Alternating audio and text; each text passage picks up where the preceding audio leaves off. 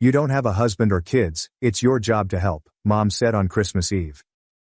I walked away, ended my financial support, and left them stunned. My name is Claire, and I'm 31. Snow is a language that Buffalo residents learn before they reach the driving age. Learn how to see the sky, brake before a curve, and slide without panicking. The sky spoke softly and patiently the night I brought home the lemon pie I had prepared after midnight. I packed my trunk with gifts, a bottle of Cabernet, and a shirt that my mother once complained made me appear too corporate. I wore it anyhow. Christmas Eve is not something to skip here.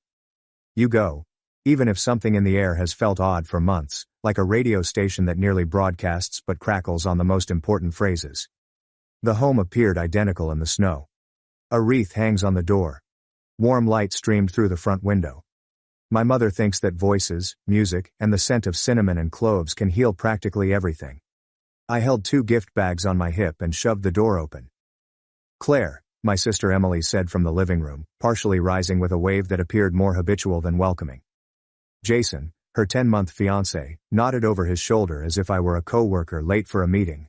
I asked Mom, "Do you want to help me with the table?" She glanced over, not in an unfriendly way, but rather with efficiency. "We're doing immediate family only this year," she remarked, referring to the prediction. "Nothing personal, just the weather." I looked at the table. 7 places. Mother, father, Emily, Jason, Uncle Frank, and Linda. Immediate evidently meant fresh additions and enlarged limbs, but not me. There was no additional plate, no folding chair, and no room scooped out of the corner to accommodate the cousins. 1 beat, 2. Emily approached me, her grin too soon. "I didn't know they were. This wasn't my idea. We can do our own thing tomorrow. Brunch." She didn't appear to mean it. I could hear cutlery clinking behind her as Mom carefully placed a dish in front of Jason. I did not argue. I didn't ask for the spare chair in the hall closet or grin as if I had misunderstood. I took the bags back into my arms, felt the straps burn into my hands, and turned for the door. They let me leave. As I went outside, the threshold breathed cold on my cheeks, and the snow fell in the same tranquil manner as it had an hour before, when I thought I was seated. I walked to my car, placed the gifts in the trunk, and sat with my hands on the steering wheel, listening to Bing Crosby drift from the house where I grew up. Half of my money was in that trunk. A drill my father had marked in a hardware flyer, a pocketbook with a zipper my mother wouldn't have to battle, and a novel Jason would adore since I'd asked Emily about his favorite writers. I remembered the supermarket gift cards I gave when the power bill skyrocketed, the silent transfer I made to help Emily with her car when her hours were reduced, and the rent assistance for Mom and Dad's lake house. It had not seemed like a hardship at the moment. Family isn't meant to be a hardship. It is meant to be ballast. I drove home in the snow, the wipers ticking like a metronome. In my apartment, I placed the pie on the countertop. The apartment felt honest in a way that the home hadn't in months. Modest, quiet, and completely mine. Around midnight, I unlocked my laptop. The $700 monthly transfer to my parents has been suspended. Emily's automobile loan autopay, which I had been covering since June, was terminated. Amazon Prime, which everyone used under my identity, was deleted. Netflix signed out on all devices. There was no announcement or manifesto, just switches that clicked off like lights in an empty room. My phone buzzed briefly before remaining silent. Mark, my lover, had texted earlier from his parents' home near Rochester. I made it in one piece. "Call me when you get home." I thumbed a reply. "I haven't sent yet." Later. "I'm okay." I wasn't sure what the truth was, and Mark deserved to hear it. I slept like I was dumped into a well. At 8:45 a.m., my phone filled up with a frenetic strobe. 36 messages in all capitals from Mom and Emily, followed by additional shorter ones from Dad, cut as if someone was dictating. I did not open them. Instead, I watched the previews line up. "Answer me immediately, Claire. Are you really doing this for one dinner? You are being harsh. Stop being cheap. Emily needs your assistance. We are family." 10 minutes later, someone knocked on the door. Not a neighborly knock, but one that demands to be obeyed. I let it go on. It swung from banging to doorbell to pounding again, as if attempting every possible combination to crack a lock. I poured coffee and watched snow blow past the window. It dawned to me unexpectedly that I had become the only member in our family who respected a boundary, and I was the one being prosecuted for it. When I finally opened the door, Mom and Emily were there without jackets, snow purling in their hair. They weren't chilly enough to be practical. "What have you done?" Mom questioned, bypassing greeting in the same way she had passed my seat at the dinner. "Why didn't the payment go through?" "My grocery card was refused. Emily is unable to make her auto payments. You canceled Prime." "You are overreacting." I regarded her as if she were a stranger who resembled my mother. "What do you think I'm reacting to?" "You weren't uninvited," she said. "It was just a smaller dinner." "Smaller?" I said. "With a plate for Jason?" "He's part of Emily's future," she added, crossing her arms. "We didn't think you'd make a big deal." Then she said something that rang like flatware dropped on tile. "You don't have a husband or children, yet you make decent money. It is your job to help this family as Emily begins her life." Emily did not contradict her.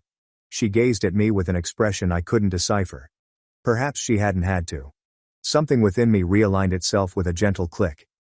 A jigsaw piece I'd been working on for years fell into place and latched. They had not forgotten my chair, they had reallocated it. I was the line item that enabled the remainder of the table. "I'm done," I said. "It's not dramatic. Just completed.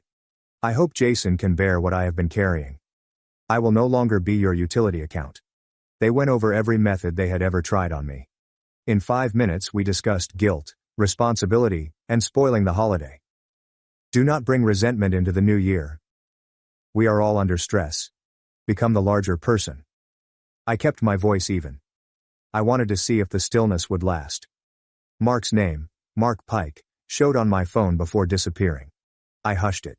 This was not a three-way discussion. I had to shut this ledger myself. "You're choosing a fight," Mom eventually remarked. "I'm deciding on a boundary," I said. "If you hear it as a fight, that's on you." They did not like that line. Most individuals who want to steal from you also enjoy defining the parameters under which you deny them. "Claire," Emily continued, lowering her voice in the way people do when they want your consent but don't respect your dignity. "Don't make this ugly." "It's already ugly," I said. "I just stopped pretending it isn't." They eventually ran out of energy, arguments, or both. Mom transferred responsibility to the weather, stress, and the economy. Emily attempted a joke that died between us. I informed them that I had things to do. When they did not move, I moved back, and the door closed between us. The flat became silent again. The lemon pie remained on the counter, brilliant and worthless. I messaged Mark. "A long story, I will call later." "I'm fine." He replied. "I'm proud of you." After a little pause. "You don't have to keep burning to keep other people warm." I stood at the window, watching the footsteps they left in the hall becoming covered in blown snow as the draft crept under the door. My phone vibrated on the table in the next room, then went silent before vibrating again. I allowed it. It was not over. People who gain from your lack of limits are unlikely to accept their loss without a campaign. But, for once, I didn't rush to make their agony easier to bear. A radiator clanked somewhere within the structure. The coffee tasted genuine. And if you'd asked me then how I felt, I'd have told you the truth. No triumph or serenity. Just a clean, abrupt emptiness where a chair used to be. The following several days passed like sluggish ice. Solid on the outside, but crumbling below. I kept hoping for things to calm down, for the barrage of calls and texts to subside, but my phone never truly fell silent. Every several hours, another communication came through. "You are being harsh. Emily can't sleep. Your father is unhappy. Family means sacrifice." They always used the term sacrifice when referring to me. By the third morning, I had stopped checking alerts. I silenced the group chat. I made my coffee before daybreak and opened my budgeting app as if I were reading scripture. For the first time in years, every number there belonged to me. Silence, however, has a tendency to echo. When you grow up in a household that only calls when something goes wrong, silence might be unsettling. That week, I worked remotely, doing spreadsheets, project meetings, and polite small conversation over my headset. I informed my coworkers that my family's Christmas had been unusual. They laughed, claiming that everyone's was. None of them understood what different actually meant. That night, Mark called. He always waited until the twilight, when the distance between Buffalo and Rochester felt more like a corridor than a freeway. "Are you still holding the line?" he inquired quietly. "I think so," I answered. "They'll probably start rationing guilt soon." He chuckled. "You sound lighter." "I am not convinced that is the right term. Just finished." "Finished can be a good start," he explained. I wanted to trust him, but a part of me kept expecting someone to knock again. Not with rage this time, but with something worse. False forgiveness. Instead, the knock arrived earlier than expected on Friday evening. The sound caused my stomach to constrict. 2 quick strikes, a pause, then one lengthy, methodical pound through the peephole. "Mom, I've zipped my coat this time." Emily's eyes are fatigued. I opened the door halfway. "Can we come inside?" Mom asked. It was more of an order than a question. I stepped aside, primarily because I didn't want my neighbors to hear this. Mom did not sit. She paced, her gloves twisting. "Claire, this has gone far enough.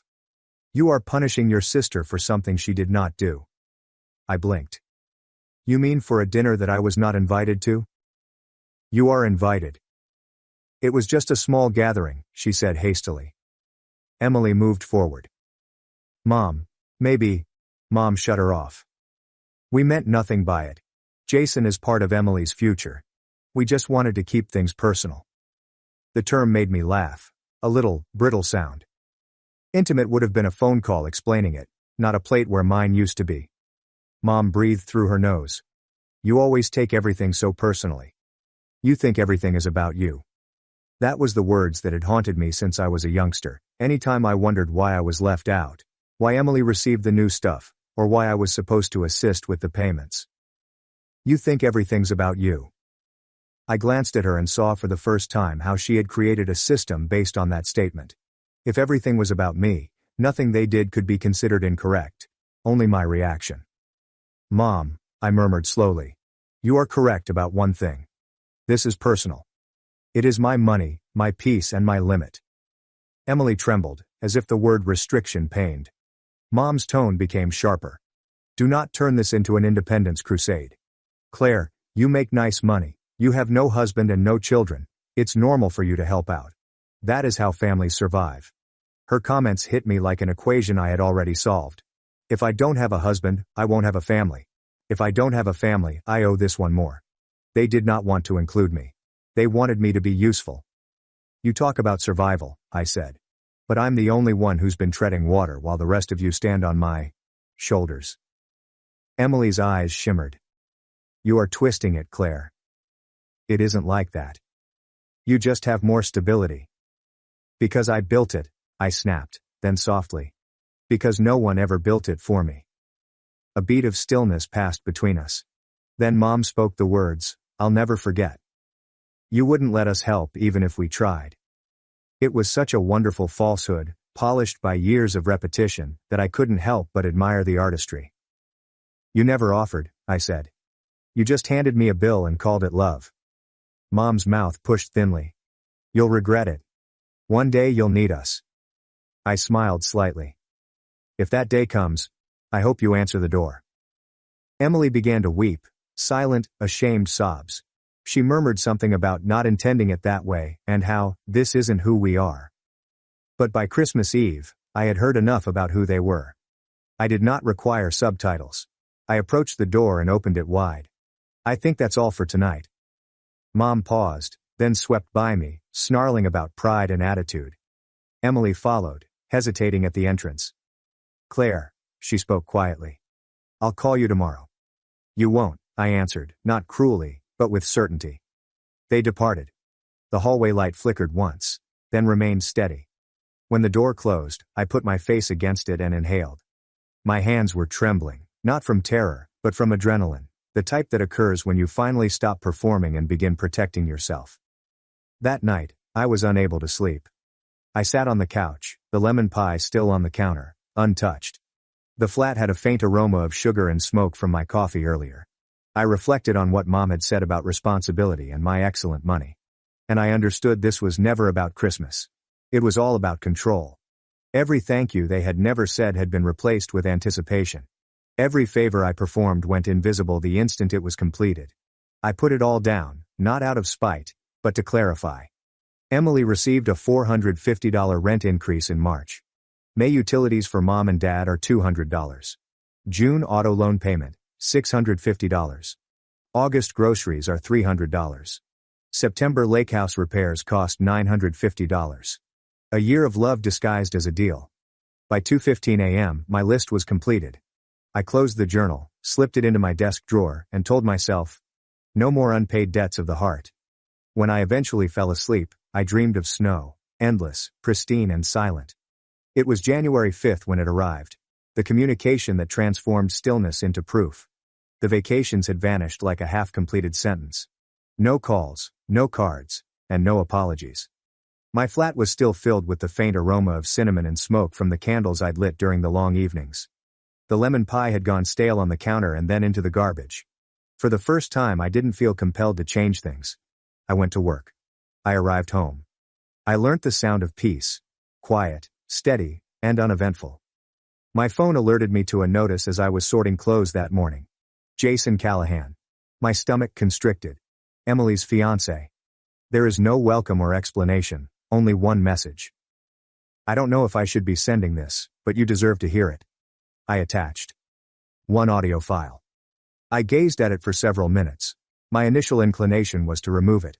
Nothing excellent ever gets branded. You deserve to hear it. But curiosity, or perhaps the lingering hope that individuals will surprise me, prompted my thumb to hit play. At first I just heard background noise, the faint scrape of forks on plates, glasses clinking, and low Christmas music. Then came the voices. Unmistakable and familiar. Uncle Frank. So how are the martyrs doing? Mom was giggling. Probably sulking in her apartment like we ruined her wedding day. Emily. She will get over it. She always does. She only needs to play the victim for a few weeks. Someone chuckled. Then Dad's voice became lower, almost exhausted. At least now we can have a holiday without one of her lectures. Another voice joined in. Linda, Uncle Frank's girlfriend. There's something about her that makes her always attempt to prove herself. Dressing as if she's going to a job interview. Giving presents as if she was being assessed. Laughter. Familiar. Cruel. Then Jason's anxious voice broke through. You realize she can probably hear all of this through the door, right? Silence. Forks stopped in midair. The recording terminated. I did not weep. I did not toss the phone. I did not even move. I sat there, feeling the icy knot in my gut becoming heavier, colder, and quieter. Because that's when I realized their nastiness wasn't new. It was practiced. It was pleasant. They didn't have to work for it. Another communication arrived seconds later. I'm sorry, Jason responded. I had no idea people talked about you like way. I taped it because something seemed weird. I later informed Emily that it was messed up. We argued. I moved into the home after New Year's. It has been awkward. I stared at his words. Uncomfortable was an understatement for a man who had witnessed it. I didn't respond, not that night. Perhaps not out of pride, but because I couldn't decide which hurt more. That my family had insulted me behind my back, or that I had expected more from individuals who had previously demonstrated who they were. Still, something inside me shifted. A subtle click. As if a door had finally locked from the inside. Over the next few days, I began removing the remnants of shared life from my devices, removing them as emergency contacts, blocking them from calendar sharing, deleting family access from Amazon, Netflix, Spotify, and all the quiet conveniences they'd used under my name, and changing every password I owned. It wasn't rage, it was surgery to remove the infection before it spreads further. Mark called that night. You sound different, he said. I am, I answered. Jason sent me something. The fiancé? Yeah. I hesitated. It was a recording. I did not provide any details. Mark did not push. Do you want me to come up? He inquired quietly. No, I said. I need to deal with this on my own. If you arrive, I will start pretending to be all right. He paused. Okay, Claire, you do not have to prove your strength by isolating yourself. I'm not isolating, I explained. I'm just detoxing. After we hung up, I sat in the dark for quite some time. I heard the recording again to be sure I hadn't exaggerated it in my brain, But no, it was precisely as it was. Each nasty phrase is as sharp as broken glass. Later that week, Emily texted me for the first time since Christmas. No apologies, no questions, just, "Hey, could you turn the rent payments back on? We are a little behind." There was no welcome or recognition, just a request, as if I were her human resources department. I gazed at the message for a long time, my thumb lingering on the keyboard. I then stopped the app and erased the topic.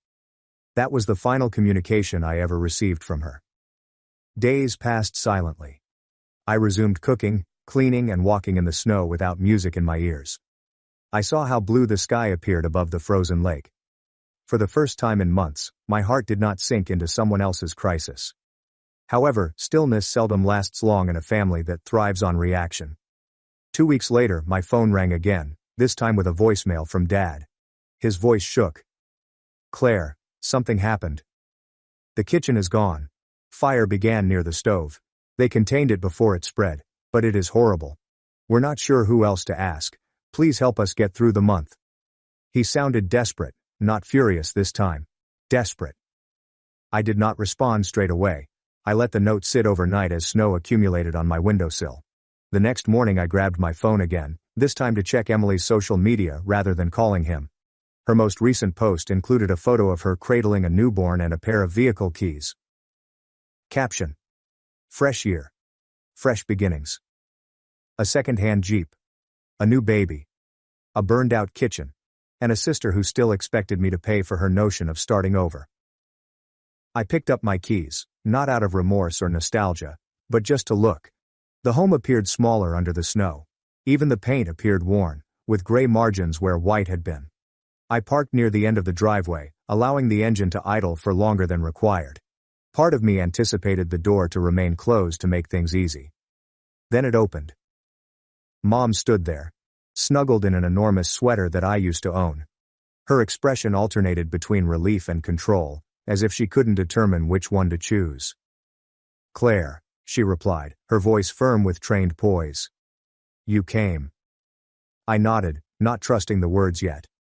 Inside, the stench hit first: smoke, ash, and something sharp, like melted plastic. The kitchen was worse than I had expected. Cabinets blistered, tiles darkened, and a dark bloom grew up the wall. Someone tried to scrub it, but smoke stains don't come out easy. Mom began talking before I could ask any questions. It was the wiring behind the stove. Emily had just walked outside with the baby. If she had been home? "Where is she?" I asked. "Upstairs," she murmured hastily, her gaze darting to the stairs, hoping to keep the baby asleep. As if on cue, I heard light footfall and then saw Emily, barefoot and wearing one of my old hoodies, the blue one I'd left years ago. It draped loosely across her shoulders. She froze halfway down the steps. "Hey," she spoke gently. "Hey," I said. The term felt like a strange language. Mom stepped between us. "Insurance is being difficult," she remarked. "And you know how these things go. Temporary housing, contractors. We just need a little help to get through the month." There it was. No "thank you for coming," no "we're safe," just the request. It was always wrapped in haste and never in thankfulness. I looked around the kitchen. "You should probably have the wiring checked through the whole house," I told you. "If one section burned, the rest might." Mom intervened. "We will. We just don't have the finances right now." She waited, expectantly. Emily remained mute, gaze fixated on the floor.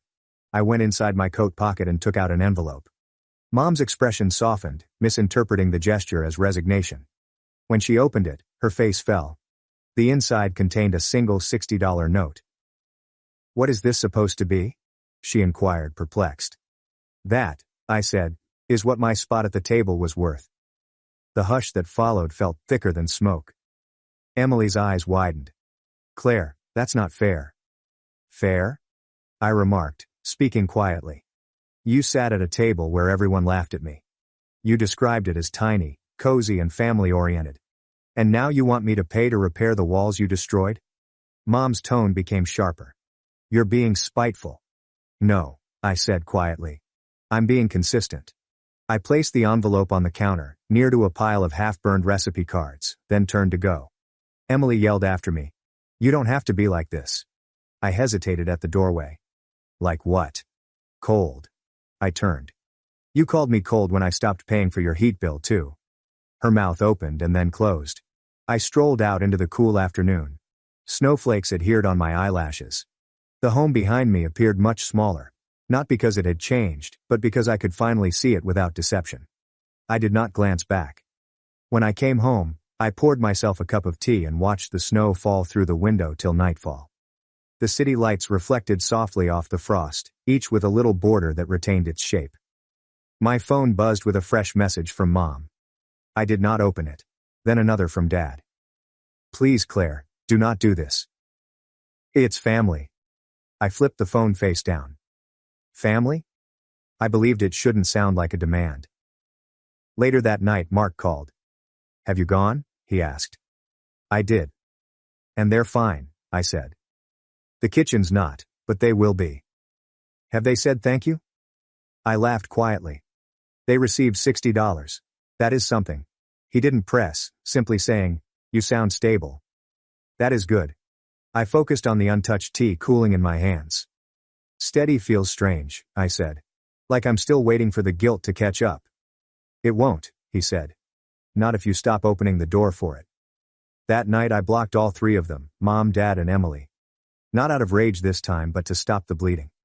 The next morning, there was perfect quiet.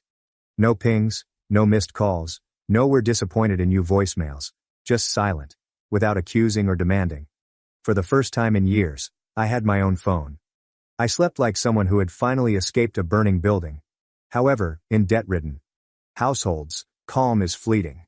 And somewhere out there, a fresh bill was already being prepared in my name.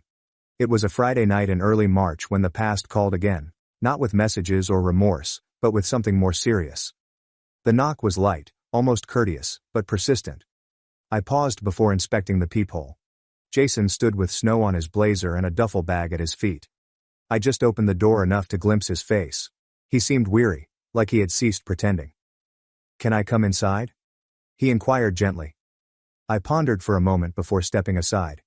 He stood awkwardly near the entryway, holding the strap of his backpack. I moved out this morning, he explained. Your parents' residence. I can't do it anymore.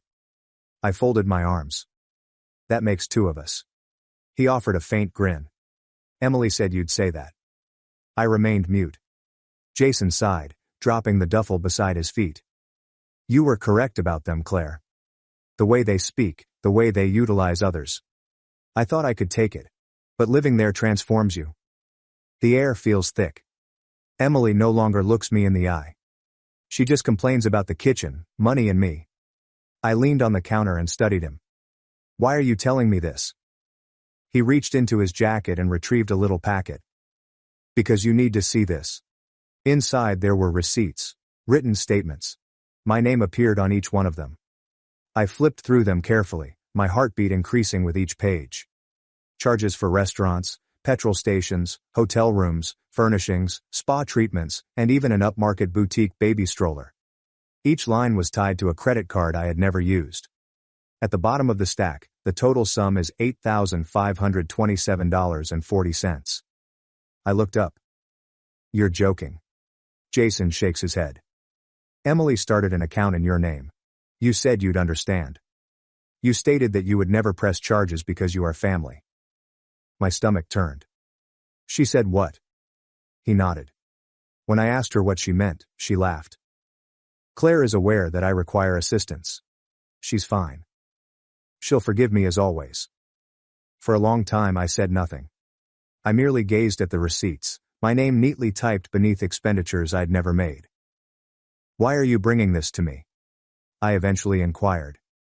Because it's wrong, Jason answered plainly. And because I couldn't stay there pretending anymore. He perched on the edge of the couch and rubbed his hands together. She'll tell everyone that I made you do this. She has already blamed me for the recording. But I assumed you'd rather know the truth than continue to be their safety net. I gazed at him. This man who had previously been an unwanted visitor at a table I used to own. And for the first time, I saw remorse rather than arrogance. I appreciate it, I said gently. Even if it's late. He nodded. Better late than never. When he went, The envelope remained in my possession, like proof and treachery bundled into one. That night, I sat at my desk, organized the receipts into rows, and photographed each one. Then I opened my laptop and began making calls, first to the credit card company and then to a lawyer. The identity theft, verification paperwork and procedure was chilly and mechanical. Affidavits. But behind the papers, something inside me was quivering. Not with rage, but with shock that Emily had found a new method to steal what wasn't hers. By Monday, the account had been frozen. The representative on the phone groaned quietly. "Sibling cases aren't rare," she remarked. "They're just always sad." I nearly laughed. That's one word for it. 2 days later, the texts began. "Emily. Claire, you do not understand. I was desperate." Then another. "I was going to tell you. Afterward. It's just a misunderstanding. A misunderstanding does not cost $8,000. I didn't respond. The next day, Mom left a voicemail. Her tone was crisp, cutting through the static. "We don't call the cops on our family, Claire. Whatever your sister did, you will address it secretly. This is not right." And there it was again, the familial rule that had kept every terrible thing hidden. You don't cause any trouble. You do not call it stealing. You refer to it as aid. However, aid does not include stealing someone's name. Help is not laughing as you drain them. For the first time, I understood they didn't care about Emily's actions. They just cared that I had quit mending it. I sent everything to my lawyer and let her handle it. When the police contacted Emily, the calls and messages multiplied. First begging, then enraged, and then nothing. Jason contacted out again on Friday. "She's telling everyone I made you press charges," he joked. "Of course she is," I answered. He paused. "I'm sorry for everything. For not standing up sooner, for being part of it." I looked at him. "You videotaped the supper when no one else did. You provided me with proof. You told me the truth. That is enough." He nodded slowly. "They don't realize how much strength it takes to walk away." "I do," I said. "Because I'm still learning." He then went silently, duffel still by his side. By the end of March, the paperwork was almost completed. The lawyer assured my name will be cleansed within a month. Every day I erased another thread of communications, another contact or a tie. It wasn't vengeance, it was about recuperation. And for the first time, I did not feel bad about rescuing myself. April arrived gently, with the snow melting into slush and the streets damp from the type of thaw that smells like endings. I had ceased checking my phone for texts by then. The stillness had become normal, not lonely. The attorney called on Thursday afternoon. "It's done," she said. "All accounts are closed. Your name has been cleared. $8,527.40, weeks of calls, months of exhaustion, all gone with a few digital signatures and an apologetic email from the bank saying, 'We appreciate your patience.'" When I hung up, I sat down for a bit. The atmosphere seemed different, lighter, as if I had been holding my breath for years without realizing it. I poured myself a coffee and stood by the window. The street outside was bright and almost aggressively commonplace, with a delivery vehicle, a child riding a scooter, and a couple fighting over directions. Life goes on, regardless. For the first time in a long time, I didn't feel the need to repair anything. That night, Mark called. "You sound calm," he said. "I guess I am," I said. A lawyer phoned. "It is over." "I'm proud of you," he stated. "You didn't let them rewrite the story." I smiled slightly. "They'll still try, but I've changed the locks." We spoke about work for a bit, then discussed perhaps taking a weekend getaway when spring arrived. When he told me about his sister's engagement, I realized I could listen to another person's family narrative without feeling uncomfortable. After we hung up, I lit a candle and cleaned the flat, not because it needed it, but because I finally had the energy to do it. Then my phone vibrated. Dad has left one new voicemail. For a long time, I simply gazed at the screen. My instincts advised me to remove it. But something compelled me to hit play, either out of curiosity or to find closure. "Hi Claire. It's Dad. I'm not sure whether you'll listen to this, but I have to say it anyhow. You were correct. We viewed you as a safety net, someone who would always be there to patch things up. We thought it was love, but it wasn't. It was all about convenience. Your mother is not ready to acknowledge it yet. Emily certainly isn't. But I see it now. The home seems strange without you. Quiet, but not in a pleasant way. We created a family that produced noise only when it needed to. I'm simply hoping you'll talk to us again, not for money, but to speak. I am sorry, sweetheart. His voice trembled at the final syllable. Sweetie. I hadn't heard Dad call me that in years. I didn't weep, but something in my chest melted, like the first drip of snow melting off a rooftop. I saved the message not because I wanted to hear it again, but because it felt like the correct ending. Flawed, honest, and incomplete. The next morning, sunlight streamed across the kitchen counter. The lemon pie plate remained in the sink, the last remnant of that night months ago. I cleaned it well and returned it to the cupboard. Then I opened my notebook, where I had written down every dime I'd ever given, transfer, and favor. On the final page, I scribbled one line. The debt was paid. I shut it, slipped it into the drawer, and sighed. Outside, the snow had finally melted. I grabbed my coat, stepped outside into the pale spring light, and marched toward a future that did not owe me an apology for existing. The reality was simple. Family may break you, but it can also teach you how not to be. When my parents gave the company I'd worked for 10 years to my sister, I quit. Dad said, "She has the vision." Then contracts failed without me. When I realized that my parents had given my sister a family company, I stopped working 70-hour weeks for free. Dad responded, "Paul is better with people." Mom added, "You can still help from behind the scenes." A week later, Dad called, distraught over losing our largest customer. I just responded, "Let Samantha handle it. She's the heir, right?" Within a month, 2 large contracts fell through, and they begged me to return. I responded.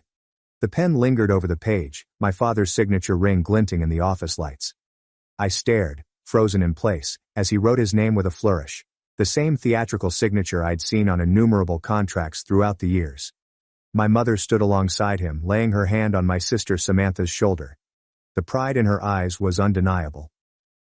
"That's it then," Dad remarked, handing the documents over the polished mahogany table to our family attorney, David. "Official as of today." I stood in the corner of the room, arms crossed, trying to figure out what was going on.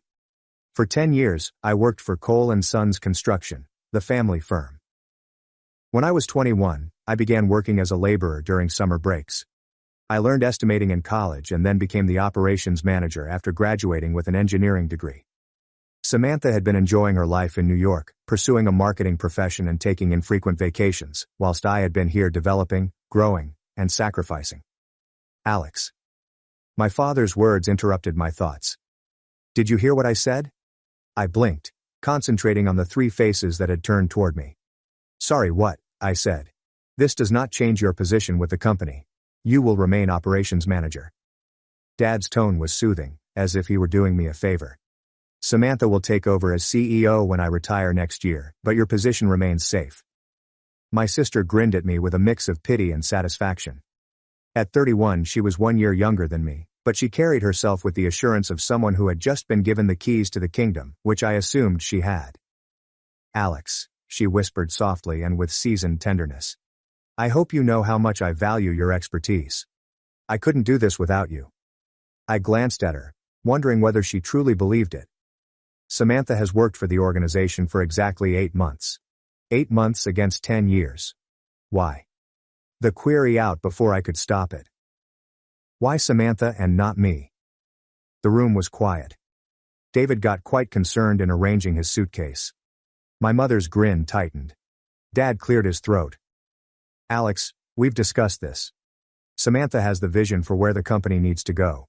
She's better with people. The clients love her. You're brilliant with operations, with the technical side. But I'm not CEO material." I ended his sentence. "That's not what I'm saying," he said, his gaze shifting away from mine. Mom walked forward. "Darling, you're a crucial part of the company. You can still help from behind the scenes. Samantha will need your support." Behind the scenes. The statement impacted me like a physical blow. That's where I've always been, right? Behind the scenes. Making things function while others take credit. Samantha rose and approached me, putting my hands in hers. "Alex, this partnership will be amazing. You know the operations inside and out, and I can bring in the big clients. We'll be unstoppable together." I gazed into her eyes, the The same hazel as mine and our father's, and saw nothing but confidence. She genuinely thought she earned it. Congratulations, I eventually replied, pulling my hands away from hers. If you'll excuse me, I have work to finish. I turned and went out of the conference room, ignoring my mother's call to my name. Cole & Sons Construction's familiar corridor appeared strangely unfamiliar to me, as if I were looking at it through the eyes of someone else. Photographs dotted the walls, depicting building projects, ribbon cuttings, and handshakes with major clients. My father appeared prominently in the majority of them. Samantha appeared in several recent ones. I looked but couldn't find a single one of myself behind the scenes. That night, I sat on my balcony with a bottle of whiskey and my laptop, examining project files like I had done many times before. My flat overlooked downtown, and the city lights twinkled like stars. In the distance, I could see numerous buildings we'd built over the years, including the newly finished Harrington Tower, our largest project to date and the one that established Cole & Sons as a real competitor for significant commercial developments. The Harrington project had been my baby since the beginning. I'd been up for 3 days straight preparing that offer, calculating expenses down to the last penny, and creating the novel construction technique that had earned us the contract over organizations twice our size.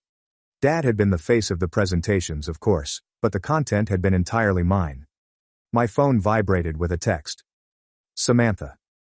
Hey bro. I know today was a shock. Let's grab lunch tomorrow and talk through the transition. I value your input more than anyone's. I took another drink of whiskey and did not respond. My PC received an email notice. Another problem with the West Side development required my attention. Always something that required my attention.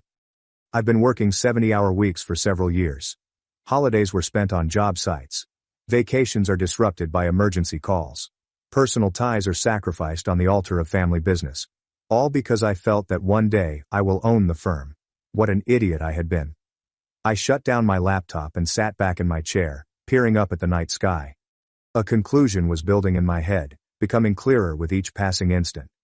If I wasn't going to inherit the firm, and if all of my efforts were worth so little to my family, maybe it was time to reevaluate my level of dedication. No more 70-hour weeks, no more midnight crises, and no more risking my life for Cole & Sons Construction. From now on, I would work my scheduled hours. No more or less.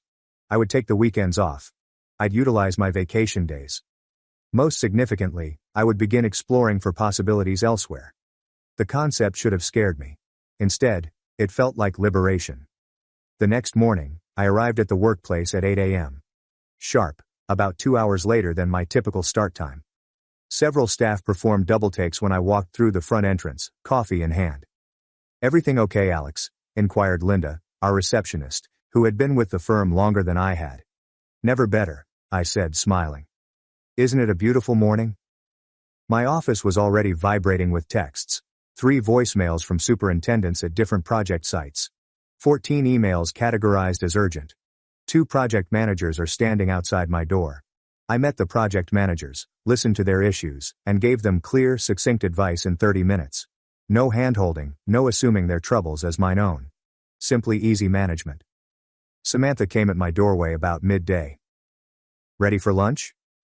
"Can't today," I responded, staring at my computer. "I've got plans." She paused. "Oh, I thought we were going to discuss the transition." "Nothing to discuss," I said. "You're the heir, I'm going about business as usual, Alex." Her voice had that cajoling tone she'd honed since infancy. She was generally able to get anything she desired. "Don't be like this." I eventually looked up at her. "Like what?" "I'm doing my job, Samantha. Exactly my job. Nothing more. Nothing less." She scowled and studied me. "Dad mentioned you haven't returned his calls." "I've been busy." "Too busy for the West Side bid?" "He said you were supposed to review the final numbers. But you haven't sent them over." I slumped back in my chair. "That wasn't in my calendar for this week. If it's urgent, I can look at it next week." "Next week, Alex. The bid is due Friday." "Then someone should have put it on my schedule with adequate time for review." I moved my focus back to my computer. "I'm sure you can handle it, though. You're better with clients after all." The hush between us lasted until Samantha eventually spoke, her voice tense. "Fine, I'll tell Dad you're unavailable." "You do that." When she departed, I sat back and took a long breath. A part of me felt guilty. I'd never shied away from responsibilities, yet a huge part of me felt a sense of grim satisfaction. Allow them to witness what occurred when I quit pushing myself to death for a company that would never be mine. At exactly 5 p.m., I turned off my computer, collected my belongings, and walked out of the office. I did not check for any last-minute emergencies. I didn't do my customary rounds to make sure everything was ready for the next day. I've just departed. The freedom was exhilarating. The West Side bid was sent out without my evaluation. We lost to a competition by a short margin due to an error in the materials calculation that I would have noticed right away. My father summoned me to his office the following Monday. "What the hell is going on with you?" he said, his cheeks heated with rage. "We lost West Side because of a rookie mistake in the bid." I sat peacefully across from him. "That's unfortunate." "Unfortunate? We've been courting West Side for 4 years. This was our chance to break into the healthcare sector. I believe Samantha was handling that bid," I said gently. "You know she doesn't have your eye for the technical details yet," he said with frustration. "She needed your expertise on this, and if someone had scheduled time for me to review it properly, I would have provided that expertise during business hours." Dad's eyes narrowed. "What's that supposed to mean?" "It means I'm no longer available 24/7. I work from 8 to 5 Monday through Friday. I take lunch breaks. I go home on time. I don't check emails on weekends." "Since when?" "Since you made it clear that my 10 years of sacrifice for this company meant nothing in terms of succession." His face lost its color. "Is that what this is about? You're punishing the company because you're upset about Samantha." "I'm not punishing anyone," I explained. "I'm simply adjusting my work-life balance to reflect my actual position in the company. An operations manager with no stake in its future. You have the same stake as always. Nothing's changed in your compensation package." "Everything's changed, Dad. You can't expect me to work like an owner when you've made it clear I'll never be one." He raked a hand through his graying hair, irritation visible on every line of his face. "I need you, Alex. The company needs you. And I'm here during business hours, doing exactly what my job description entails. No more, no less." Dad gave me a long gaze before sighing. "I've got a meeting with the Hartman Group on Thursday. Their CFO specifically asked that you be there. Something about wanting to discuss the cost-saving measures you implemented on their tower project." "Thursday," I looked at my calendar. "I can make 10 to 11 a.m. work. The meeting's at 9 o'clock. Then I'll be there for the second half." I stood up. "Is there anything else?" He stared at me as if I was a stranger. Perhaps he was. "No," he said finally. "That's all." As I came back to my office, I could feel employees' eyes on me. Word had spread about the West Side proposal. People were murmuring, wondering what was going on with the Cole family. Let them wonder, I reasoned. Let them all wonder. The meeting with the Hartman Group was disastrous. I came at 10 a.m. as planned. I slipped into the meeting room and quietly apologized for my delay. My father gave me a look that might have frozen hell, while Samantha simply looked perplexed. The Hartman executives, including Thomas Hartman and his senior team, were evaluating financial predictions for their next venture. "Ah, Alex," Thomas replied, smiling as he noticed me. "Just the man we need. We were discussing the implementation of that modular approach you pioneered on our tower project. We'd like to use a similar method for the new development, but with some modifications." For the next hour, I was completely involved, answering questions, providing insights, and recommending improvements to their planned alterations. This was the aspect of my career that I truly enjoyed: solving complicated challenges, developing novel ideas, and adding value. When the conference ended, Thomas approached me privately. "I was worried when you weren't here at the start," he said. "Your father and sister seemed a bit out of their depth on the technical side." "Samantha is still learning the business," I said politely. "So I gathered." His eyes were keen. "Your father mentioned she'll be taking over as CEO. Interesting choice." I said nothing, which appeared to tell Thomas all he needed to know. "Well," he kept saying, "I want you to know that Cole & Sons got the Hartman account because of you, Alex. Your expertise, your creativity, your attention to detail. I hope that doesn't change regardless of the company's internal arrangements." "I appreciate that, Thomas." He gave me his card. "If you ever decide to make a change, give me a call. We're always looking for talent like yours." I pocketed the card and nodded my thanks. As Thomas and his colleagues left, my father approached, his look a combination of relief and resentment. "You saved that meeting," he said reluctantly. "I did my job," I told him. "Where were you for the first hour?" "I told you I could only make it from 10 to 11. I had other commitments." Dad's jaws clenched. What commitment could possibly be more important than the Hartman Group? "My life," I answered simply. "Now, if you'll excuse me, I have work to finish before the end of the day." As I went away, I heard Samantha beg our father, "What's going on with him?" And his irritated reply, "I don't know, but he needs to snap out of it before he costs us everything." I grinned to myself. They still didn't get it. They assumed I was having a temper tantrum and would ultimately grow out of it. They had no idea I was already working on my resume and reaching out to industry connections. I had no notion that Thomas Hartman's card was not the first such offer I'd gotten over the years, but it was the first one I truly considered. Let Samantha handle it, I reasoned. She is the heir, after all. A week later, chaos broke unleashed. My father stormed into my office while I was checking superintendent reports. Face ashen. "Hartman just called," he stated without hesitation. "They're reconsidering their future projects with us." I took a long look up. Why would they do that? Apparently, there's been a misunderstanding about the timeline for their new development. Samantha met with Thomas yesterday and committed to a completion date 3 months earlier than what we discussed in the meeting. "That's not possible with their design requirements," I replied without a smile. "Not unless they want to increase the budget by 35%. "I know that," Dad snapped. "Everyone in this business knows that." But Samantha thought she could win points by promising an aggressive timeline. And now Thomas is saying either we honor the timeline Samantha promised or they'll reconsider their relationship with us. $12 million in future contracts. Alex, at risk. I leaned back in my chair, taking the information in. "What do you want me to do about it?" Dad looked at me with surprise. "What do I want you to do?" "I want you to fix this. Call Thomas, explain the situation, work out a compromise. He respects you." "That sounds like a CEO problem," I responded, "or an heir problem, not an operations manager problem." "Alex, for God's sake, this isn't the time for your attitude. The company is at stake." "The company that will never be mine," I told him. "The company you've made clear belongs to Samantha's future, not mine. So let Samantha handle it. She's the heir, right?" In a fit of rage, my father's face regained its color. "Is that what this is about? You're willing to let our biggest client walk away because your feelings are hurt?" "My feelings aren't hurt, Dad. I've simply adjusted my investment in this company to match its investment in me." He raked his hands through his hair, frustrated. "What do you want? A title? Fine. We'll make you co-CEO with Samantha." "No," I said gently. "I don't want a consolation prize. What I wanted was for my 10 years of sacrifice to mean something. What I wanted was for you to see my value before you were in crisis. Now it's too late."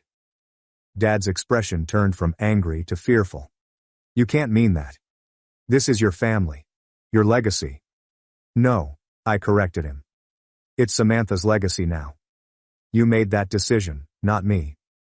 He opened his lips to answer when his phone rang. He looked at the screen and swore. "It's Thomas, I have to take this." "Good luck," I said, returning to my work. Dad paused at the doorway, appearing bewildered in a manner I hadn't seen before. Then he answered the phone and was gone. I sat in the solitude of my office, a peculiar emptiness forming within me. I should have felt justified. I'm seeing my forecasts come true so swiftly. Instead, I felt hollow. This corporation has dominated my life for so long. Watching it falter should have hurt much more than it did. Perhaps I had already detached myself from Cole & Sons Construction. Maybe that was a good thing. The Hartman dilemma was only the beginning. Over the next month, 2 more significant contracts fell through due to errors in customer management. Samantha, despite her apparent people talents, was drowning.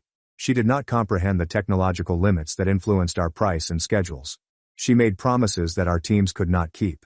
She prioritized acquiring new clients over maintaining old ones. Meanwhile, I accomplished precisely what I promised, no more and no less than my work needed. I efficiently handled activities throughout business hours. I did not attend nighttime client meals. I didn't work weekends to save failed projects.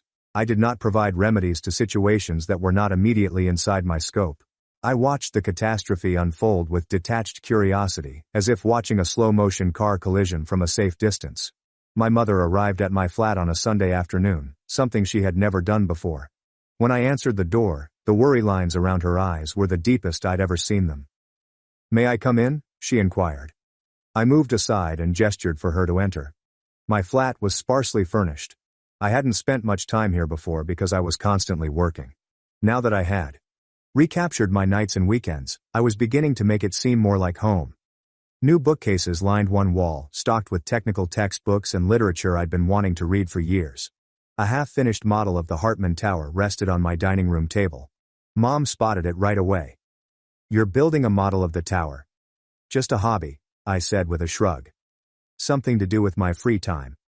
She ran her fingers over the table's edge, avoiding my gaze. "Your father is worried sick. The company is in trouble, Alex." "I'm aware. Samantha is trying her best, but she's not qualified to run a construction company." I completed for her. "She never was." Mom's eyes blazed. "That's not fair.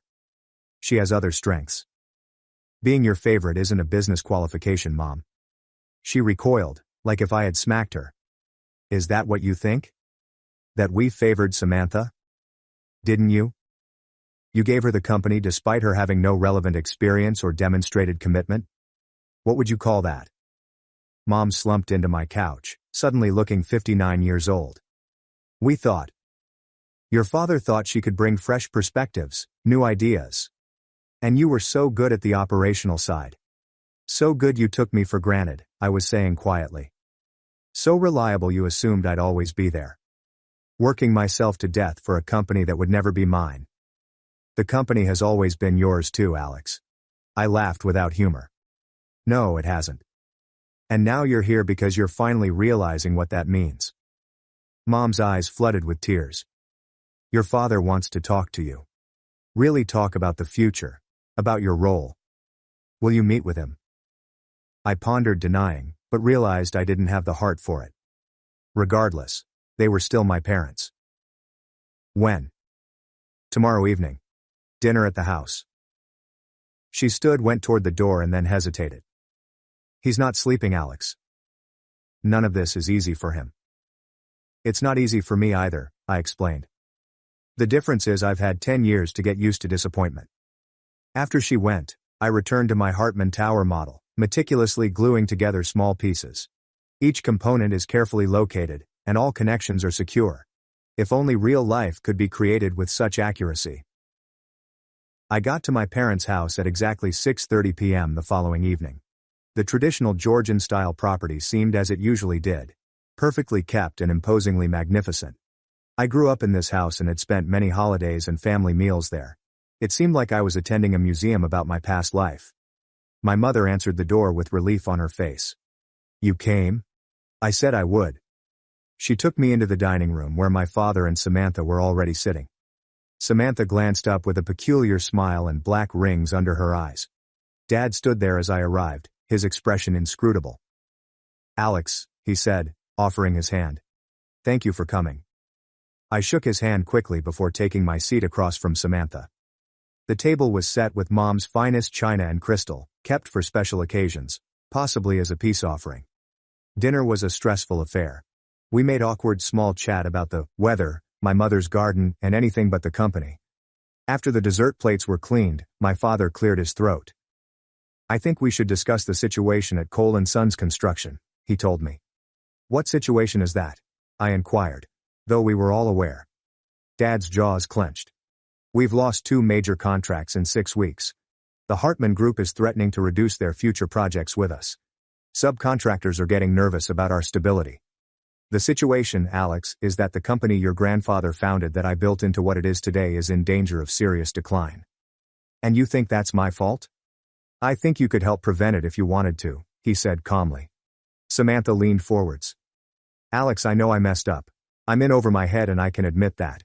But this is our family legacy. Please don't let it fall apart because you're angry with us." I watched my sister's face, noting her real grief and newfound humility. "It's not about anger, Samantha. It's about value. about recognition. We recognize your value, Dad emphasized. That's why we're here. We need you back. Fully committed. On what terms? Dad exchanged glances with my mother. Equal partnership with Samantha, co-CEO, with a clear division of responsibilities. You handle operations, technical oversight, project management. She handles business development, client relations, marketing, and succession. I pushed. What happens when you fully retire? The two of you will share ownership equally? 50-50. I sat back and considered the proposition. It was more than I expected, a full reversal of their earlier decision. But it seemed empty. This was not an acknowledgement of my worth.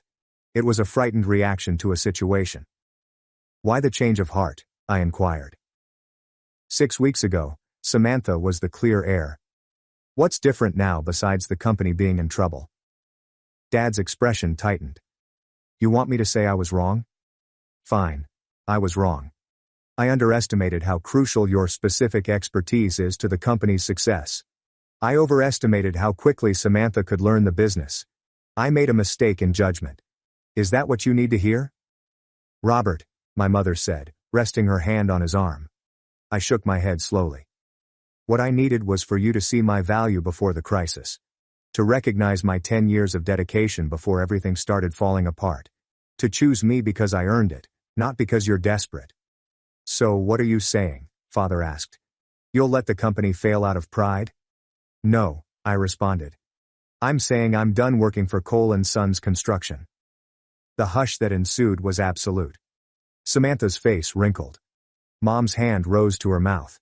Dad simply gazed, incredulity engraved into every line of his face. You can't mean that, he eventually said. I do.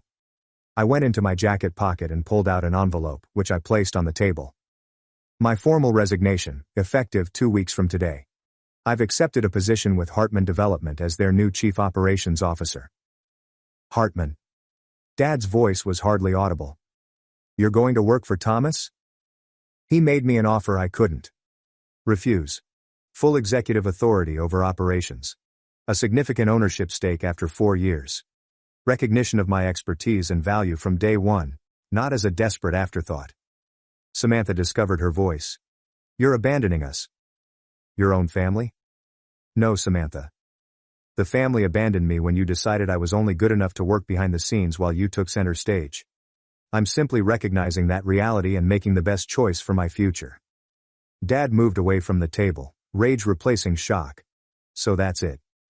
10 years and you just walk away to our biggest competitor, no less. I gave Cole & Sons 10 years of my life, Dad. 70-hour weeks, holidays, weekends, personal sacrifices you can't even imagine. And when it came time to decide the future of the company, you didn't even consider me. You just assumed I'd keep working myself to death to support Samantha's inheritance. We've offered to fix that mistake, Mom said. Equal partnership, equal ownership.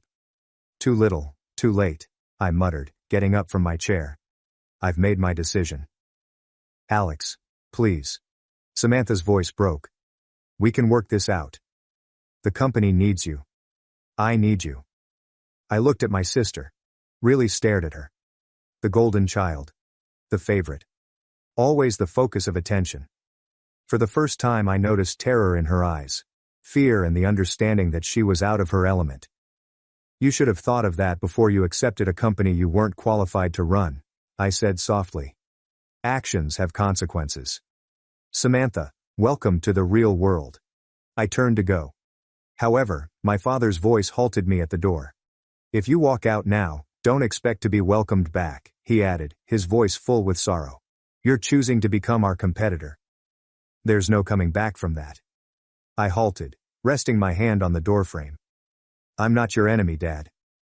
I'm just not your safety net anymore. You made your choice, and now I've made mine. The journey home seemed weird.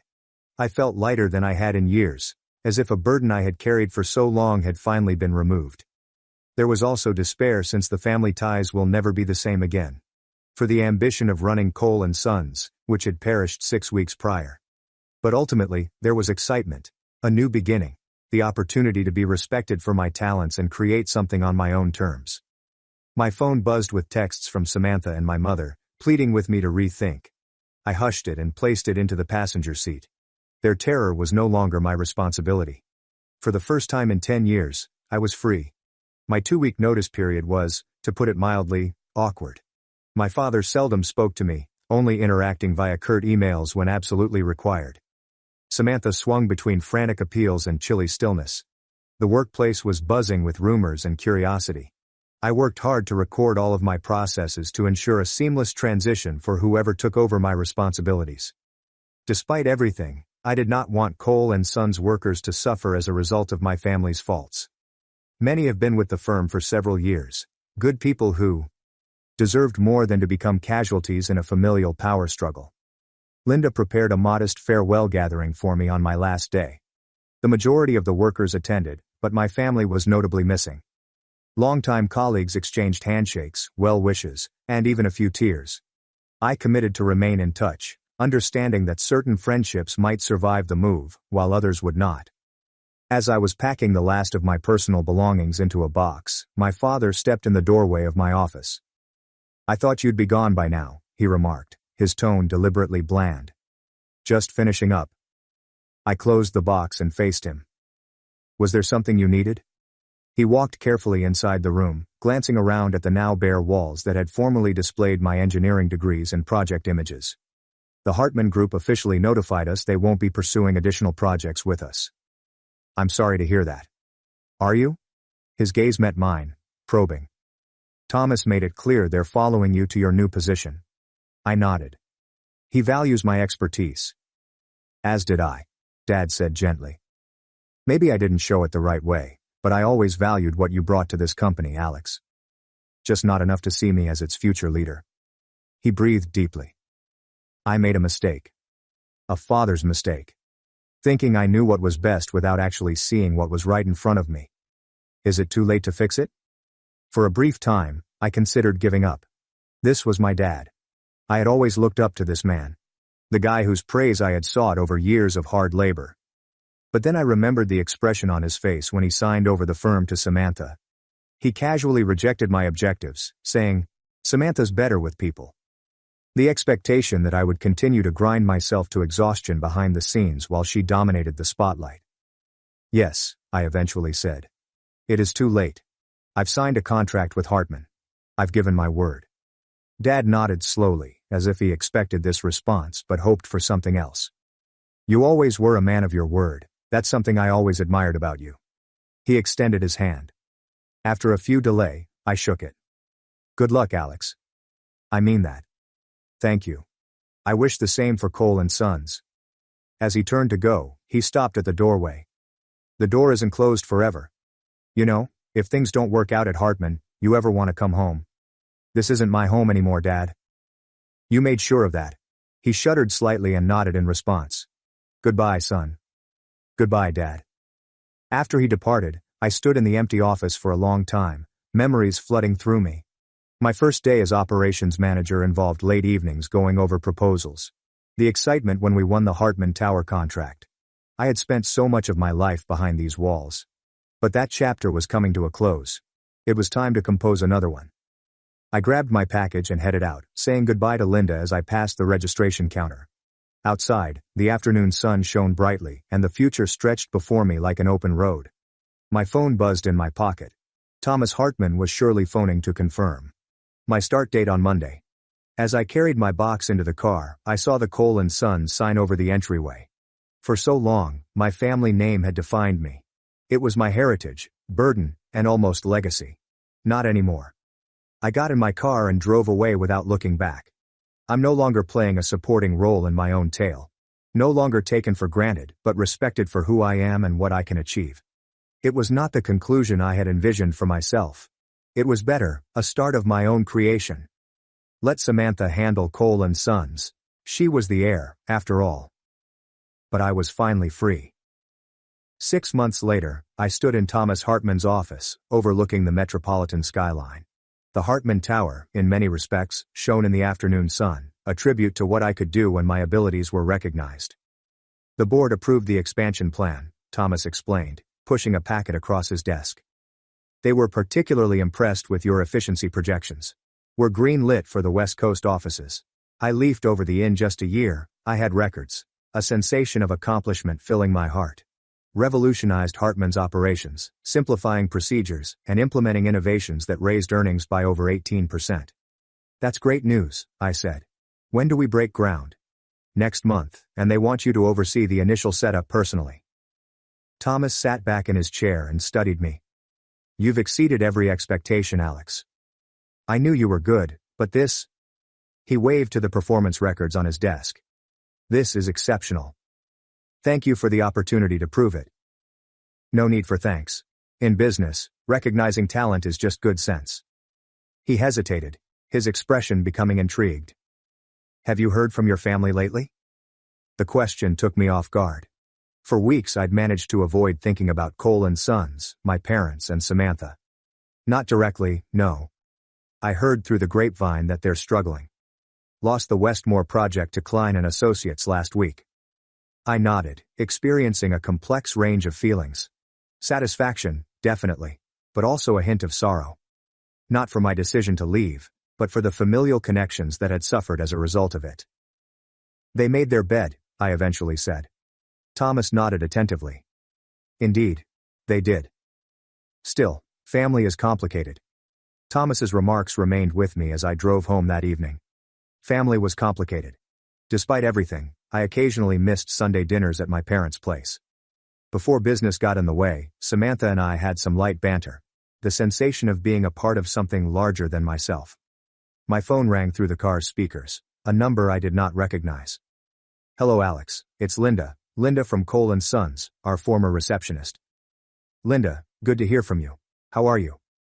I'm fine, she said hesitantly. I thought you should know. Your father had a heart attack last night. The earth appeared to tilt on its axis. Is he? He's stable in the hospital. They're saying it was stress-related. Her voice softened. The company's in trouble, Alex. Real trouble. Your sister is in over her head. And your father's been working himself to the bone trying to keep things afloat. I came to a stop because I needed some time to think about it. Why are you telling me this, Linda? Because despite everything, they are your family. And since Cole & Sons employs 38 families, all of whom had nothing to do with how you were handled. After we hung up, I sat in my car, watching the sunset paint the sky with orange and pink. 8 months ago, I left Cole & Sons without looking back, resolved to establish my value elsewhere. I'd exceeded my greatest aspirations. I had nothing more to prove to my parents, Samantha, or to myself. Perhaps that is why, for the first time since leaving, I allowed myself to seriously contemplate what was going on at my family's firm. Not with satisfaction for their difficulties, but with an objective appraisal of the circumstance. Cole & Sons was failing. My father was in the hospital. Dozens of families faced an uncertain future. And while none of it was my duty, and I'd earned the right to say, let Samantha handle it, I realized I couldn't simply ignore it. Not because I owe anything to my family. Not because I forgot about their treachery, but because it no longer defined me. I'd moved on, established a new life, and demonstrated my value. I was no longer pained and was acting from a position of strength. I took up the phone and called Samantha's number. It rang 4 times before she answered, her voice soft and sleepy. Alex? Is that you? It's me. Linda called about Dad. How is he? He's stable. She sounded fatigued. The doctors say he needs to reduce his stress levels dramatically. And the company, followed by a long gap. It's bad. We're going to lose the Miller contract next week unless we can somehow cut costs by 15%. 3 project managers have quit. Suppliers are demanding payment up front because they've heard rumors we're going under. Her voice crackled. I don't know what to do, Alex. I'm in so far over my head. Those remarks would have made me feel vindicated 8 months ago. Now they've made me sad. I'm headed to the hospital, I eventually said. We should talk about options for Dad, for the company, for everyone involved. You do that after everything? I reflected on Thomas's statements about family being complex, the thrill of proving myself at Hartman, and the 38 families that relied on Cole & Sons. I'm not making any promises, I explained gently. But yes, I'll come talk. As I got back on the road, I realized something essential. True freedom meant more than merely fleeing the past or establishing one's value. It was about taking control of your future on your own terms. Sometimes that means going back, not to where you started, but to something new built on the foundations of the old. I wasn't sure what would emerge of my talk with Samantha. Maybe nothing. Perhaps a consultancy agreement could assist stabilize the firm. Maybe something else completely. I did know this. Whatever occurred next would be my decision. Not out of desperation or duty, but out of someone's confidence in their own value. And that, above all, was the genuine win. Living well on my own terms, with the ability to forge my own route forward. My parents raised the golden child, ignored me for years, then sued me to hand over the house I worked 8 years to afford. And after 8 years of saving, I, a 29-year-old man, purchased my first home last month. And now I'm being sued by my parents for it. Yes, you read correctly. I'm still trying to comprehend how crazy this whole thing is. I'll start by providing some background. Of my 2 children, I am the oldest. At 16 I began working at a grocery shop, a pizza delivery service, or anything else I could find. Reached financial independence at the age of 18. At that time, I spent $800 on my first vehicle, a 1998 Honda, with 200,000 miles on it. Rescued from those positions. Attended a community college while working a full-time job. Completed IT certification programs, and participated in coding boot camps. Spent the last 8 years working on cybersecurity. The golden kid is my sister Sandra, a 26-year-old woman. 2 semesters of study abroad in Europe for a master's degree in art history at a private university. Tuition, lodging, spending money, and spring break excursions were all covered by my parents. For her sweet 16, they even got her a car. Ever since I started my first real job, I've been saving diligently. No designer clothes, no lavish vacations. Until last year I shared a room with my roommates. Last month I finally purchased my home, which has 3 bedrooms, 2 bathrooms, and a lovely backyard. I had to pay $385,000. 20% of my savings, or $77,000, was put down. Obtained a respectable mortgage rate. My dad texted me 2 days after closing saying, "We need to talk about the house situation. Give me a call right now." I thought they might want to come over, so I called. I was mistaken, boy. Father. Look, son, we've been talking as a family, and we think it's only fair that Sandra gets the house. What are you talking about, Dad? Dad. Her student loans are giving her trouble. Rent in the city is too expensive. You're doing great. You can purchase a second home with ease. I believed he was kidding, so I actually laughed. He wasn't. Mom calls and says, "It's time to return the favor to the family after raising and supporting you. Stability is what your sister deserves. You covered all of her tuition costs. I saved for 8 years to buy this house. Families support one another. Avoid becoming self-centered." From there, the conversation took a turn for the worse. When Dad began shouting about moral obligations, I hung up. I received paperwork a week later. I'm being sued by my own parents over my residence. I owe them for rearing me, according to their lawsuit. They estimated that raising children would cost $300,000. Because of her loans, Sandra needs the house more. I'm able to purchase another home. They care about my accomplishment on an emotional level. They are entitled to transfer family assets, because they are parents. The most bizarre aspect? They want Sandra to assume ownership of the house, and want me to continue making mortgage payments for at least 2 years, or until she is able to move on and take it away from me. Update 1. After 3 weeks. This really blew up. I appreciate everyone's support. To be honest, reading every comment has helped me stay sane during this horror. Here are the events that have transpired since my last post. I choose to act as my own attorney. It would cost me at least $10,000 to hire a lawyer, even though I know everyone thinks that's dumb. And I thought I could manage this case since it's so ridiculous. Research and documentation have always come naturally to me. I learned some fascinating facts. Their lawsuit is being funded by my aunt, who is Dad's sister. Because I didn't ask her to my community college graduation, she has always detested me. I simply didn't walk. It didn't seem like much for an associate's degree. Because I work in technology, she's been telling everyone in the family that I'm ungrateful and superior to everyone else. Sandra began sharing pictures of her home on social media. Actually shared vintage house pictures from Pinterest. Caption: I'm eager to turn this house into a home. Thank you for standing up for what's right, parents. Sandra for First Family. My parents made an effort to win over my grandparents, make fun of them. Grandpa genuinely told them to get lost about it. Even though Grandma was gentler, she told them that their behavior was absurd. The initial hearing was set for 2 months from now. Courts have support. Bank statements, mortgage documents, proof of down payment, employment records, everything. I've been getting ready like crazy. I was contacted by their attorney, an ambulance chaser my aunt discovered, to discuss a settlement. They wish to give Sandra complete ownership of the house. The mortgage is due in 24 months. $310,000 for psychological harm. A formal expression of regret for dividing the family. I was unable to resist. I snorted with laughter and hung up. The drama in the household is becoming more intense. Mom wrote on Facebook. Some kids lose track of their origins. We put everything into my name. He gives us this in return for our love, support, and ideals. Sandra, his sister, lacks permanent housing and has college loans. A decent son would assist his family. Mum's disappointment, our family values. According to my aunt, this behavior is shameful. That house is more necessary for your sister than for your own greed. I was not invited to Thanksgiving. Mom sent a message to the entire family. Due to recent events and my name's decision to harm his sister's future, he is not welcome at family gatherings until he does the right thing. In any case, I'll watch football at home and order Chinese food. Second update.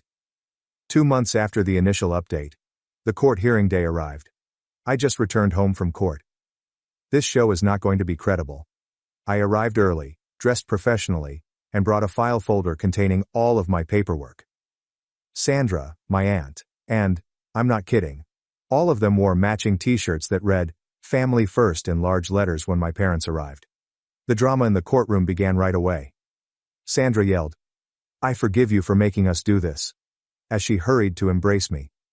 I took a step back and let her falter. "Ungrateful," Aunt began to hiss under her breath.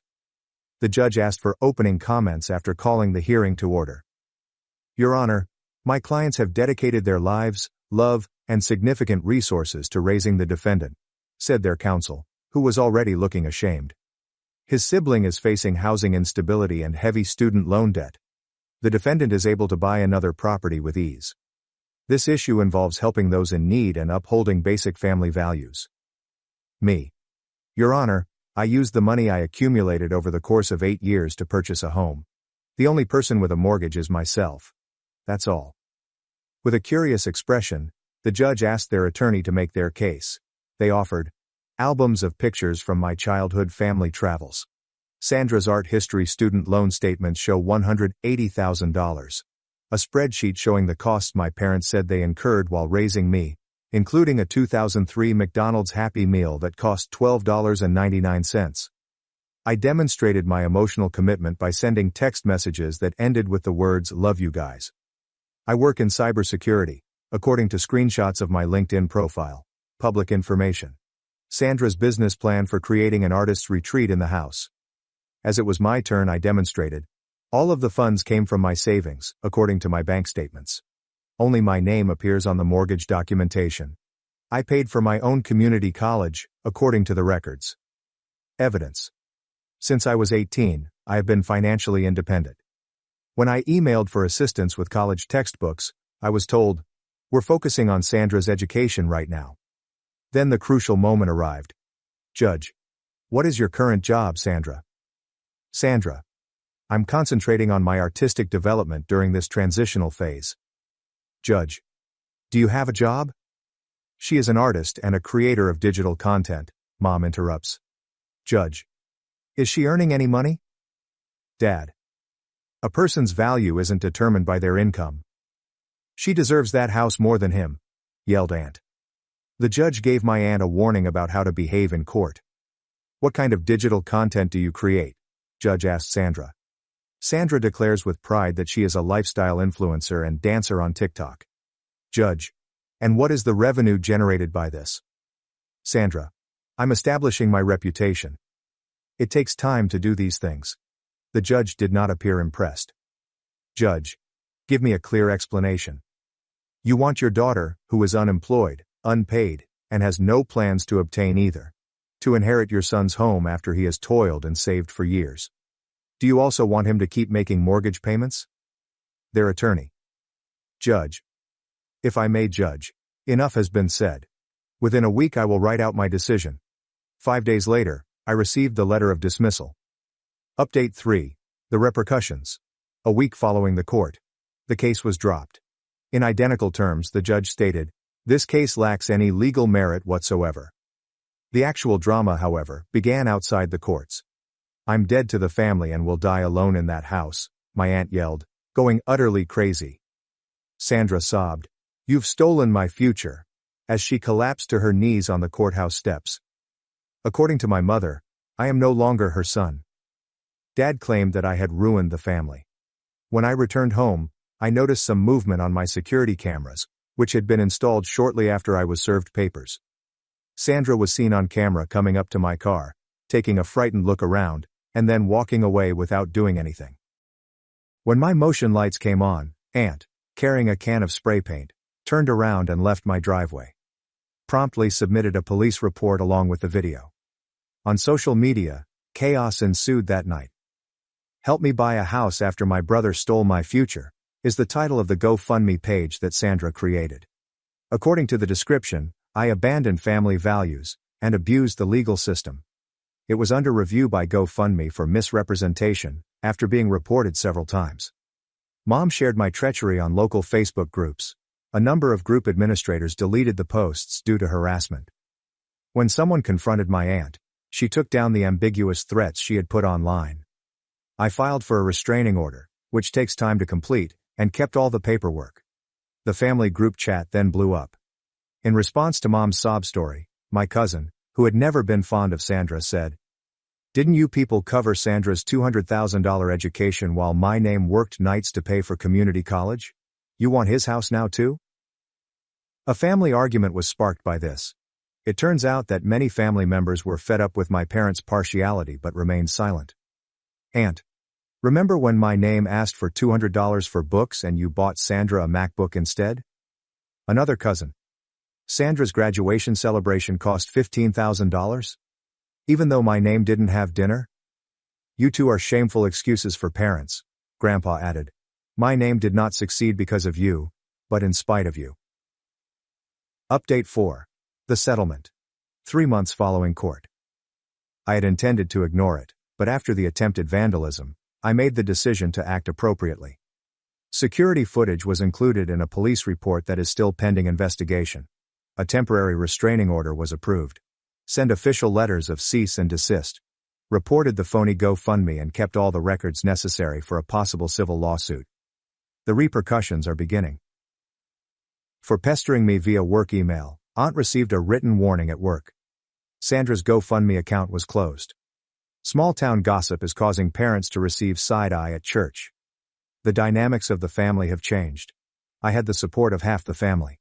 1/4 remain neutral. 1/4 still believe that I ought to have sold the house. Last update. Now. Life is different. Present circumstances. My parents have decided to stop talking to me. After Aunt broke the temporary restraining order, it became permanent. Sandra got a Starbucks job. Posted a complaint on Instagram about it. At work, I received a promotion. Purchased an upgrade for the security system. In my home, I'm doing fine. Adopted Luna, a German Shepherd mix, from the shelter.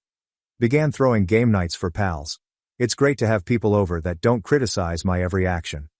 Sometimes, when money is tight, Mom texts to ask for money. I don't answer.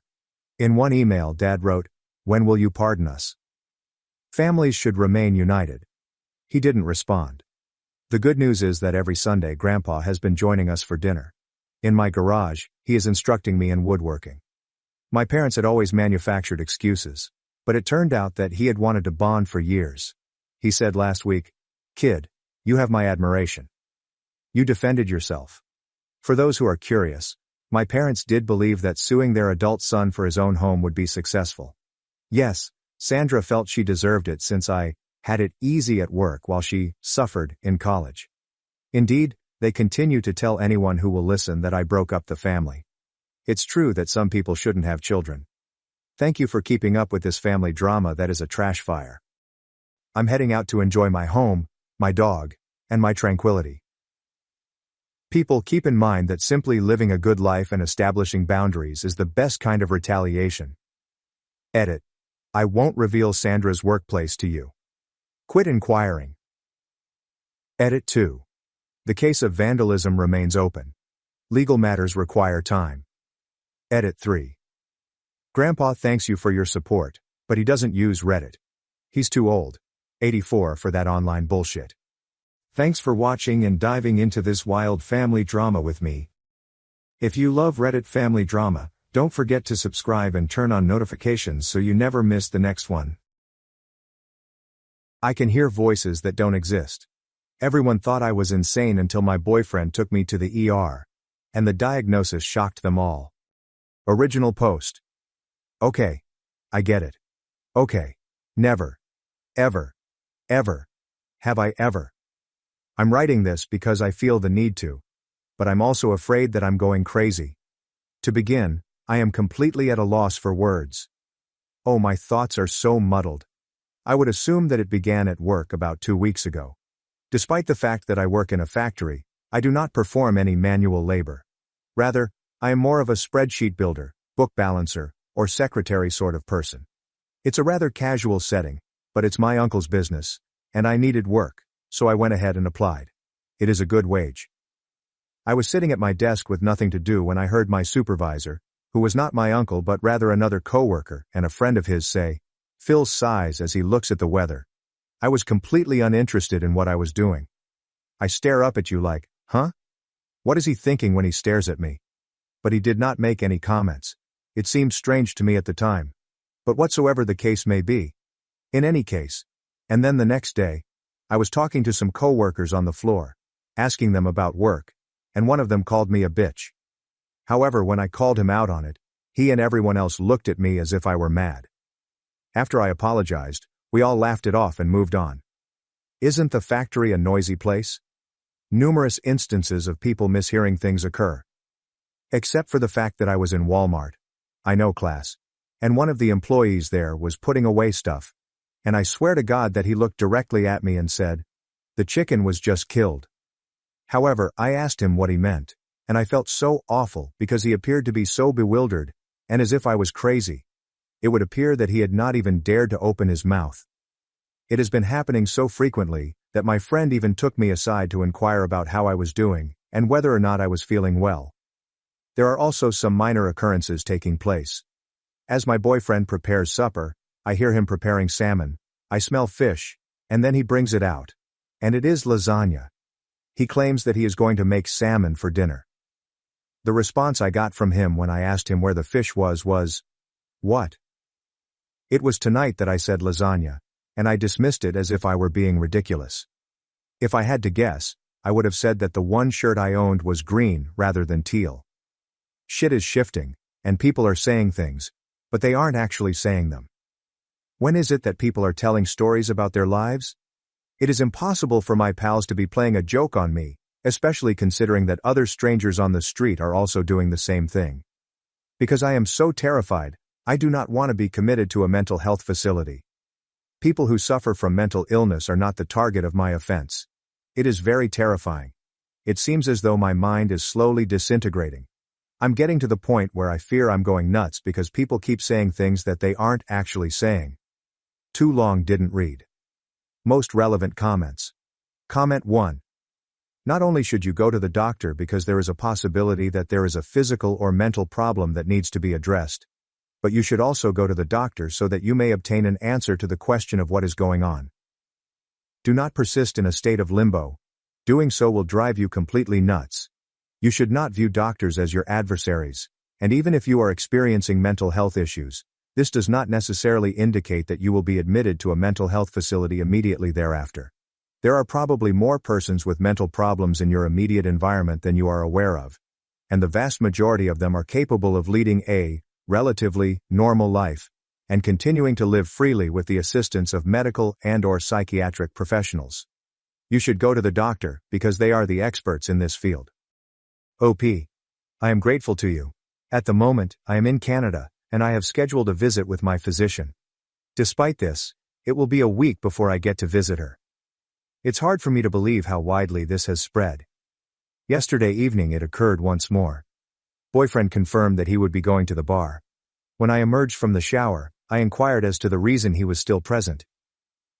Because I live here? I thought you were going to the bar. No? If this continues to happen, I could go to the emergency room. Comment 2. It is not my intention to alarm OP, but this is something that also occurred to my mother, and it was a brain tumor for her. Urgent medical attention is required as soon as feasible in this situation. Comment 3. Yes, it does sound quite a little like talking to a friend. Try to get it checked out. It is a terror. On the other hand, my buddy, she is improving a great deal at this point. Update 1. Wow, that's incredible. I never in my wildest thoughts would have imagined that my most recent post would receive such a significant amount of attention. I was using my boyfriend's phone to access his Reddit account, and I was surprised to see that I had posted close to the top of the page. I was completely taken aback. After that, he noticed what I was looking at, and we had a chat that was unpleasant to say the least. Essentially inquired as to the reason I posted something of that nature. He had read it, but it wasn't until he saw me on the website that he realized he was looking at the same username that I had on my laptop when he was on Reddit. It never occurred to him that it was me. In the last piece I did make some adjustments to other aspects of my life. After a lengthy conversation, he finally informed me that he was going to take me to the emergency room on the way. I did not want to go, I simply wanted to wait for my appointment. This was not because I did not believe that the situation was serious. Rather, it was because I was at a loss for words when it came to explaining what was going on to the medical professionals. Especially for it to be severe enough to require an urgent visit. After that, we went, and he showed a great deal of respect. If you were to ask me how much I recalled from the previous few days, I would do so. Things that he has said, as well as things that I could have heard. In a funny way, we were both terrified. I was able to emerge. This is a very slow pace. Somehow, despite the fact that I reside in a rather tiny town, we have a very large hospital. Because of our proximity to a large number of neighboring towns, they make use of our hospital. It is also close to Toronto. In any case, it was a slow process. Just a single father and a youngster who is ill. After I stepped in, I was basically required to explain what was going on, and to tell you the truth, the nurses were like, "What the hell?" However, when I went to see a doctor, he took me extremely seriously and acknowledged that this woman is insane. In a very pleasant way. Everything that I stated was essentially written down by him. I had some x-rays taken, and my doctor questioned me about them. The entire speech is familiar to you. In any case, the purpose of this update was to explain to you all that I am suffering from a tumor. Putting that into words is extremely unsettling, but I do have a tumor. On the inside of my head. I have not yet come to terms with the fact that my brain is going to be surgically removed the next day. Due to the fact that I have had a lot of messages from individuals who were like, guessing my name, I do not wish to reveal any further information. With regard to my origins, it would appear that I remind them of their buddies or their deranged ex-partners. My manager was more than understanding, despite the fact that I am terrified of missing work. As I inquired about the length of time I should be absent from work, he gave me a look that suggested I was completely mad. No, I am not sure. It's time for me to make my rent payment. This will be resolved by us. Your love and support are much appreciated, everyone. As soon as I remember to, I will provide an update. I am terrified, yet I am still alive. The sentence does not read as follows. I have a tumor, and I will be undergoing surgery. Thank you very much. Update 2. Would it be okay for me to make a change to this? For whatever reason, I don't use social media as frequently as I used to, and the appearance of Reddit has changed significantly since the last time I signed in. Almost soon after it was posted, a buddy of mine sent me a message wondering whether it was true that it was me. It was a very old time ago. When I look back at what I wrote, I kind of wince, but I'll give myself some credit because I was young and going through a bad time in my life. That boyfriend didn't stick around for very long. He disbanded as soon as he learned how long my recuperation would take and what it would entail. As a result of moving back home with my family, which is composed of nurses and caregivers, my recuperation went as well as it possibly could have been. For many years, I participated in both physical and mental therapy. My manufacturing work did wind up being taken away from me in the end, but to tell you the truth, it was not their fault. Admittedly, I turned up to work a lot of times, and was in a downward spiral for a few years. But I ultimately got back on my feet, found my dream man, a lumberjack type, I apologize for being a Canadian cliché, and his mother had been through, nearly, the same thing that I had experienced when she was younger, so we really connected over that. I'm not going to say that I'm having a wonderful time. Existence is life. In general, I'm extremely happy. I do not have any children. I have a job that I can tolerate, I have money to spend on my friends and family, and I am employed. Due to the fact that I have already survived a brain tumor, I do not participate on social media. I am not searching for any more. If you are an American and you are going to inquire, the answer is yes, it was free. I am not the original post author. This is a post sub. Thanks for watching and diving into this wild family drama with me. If you love Reddit family drama, don't forget to subscribe and turn on notifications so you never miss the next one. My husband's best friend officiated our wedding. Now I suspect she had 4 secret babies with him, and one just tried to sleep with my child. This began as a dark, intrusive thought that I could never shake off, and over the years it has bloomed into a poison flower that infects my entire psyche. I'm a 42-year-old woman. My husband Luke is 43, and so is Amy. I met Luke in college, but he's known Amy since they were about 7. They did everything together and understood each other implicitly.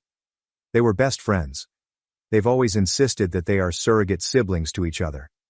Naturally, I, as a new girlfriend, felt a little threatened by Amy and her closeness to Luke, but they both reassured me I had nothing to worry about. That their bond was not romantic and had never been sexual. That Amy really was just the sister that Luke never had. I believed them, and it didn't take long for me to forget any and all insecurity I had about Amy. She became my friend too. She officiated our wedding. Luke and I have built a wonderful life together, and we always had a strong relationship. After we got married and moved in together, we still saw a lot of Amy, and I was fine with that.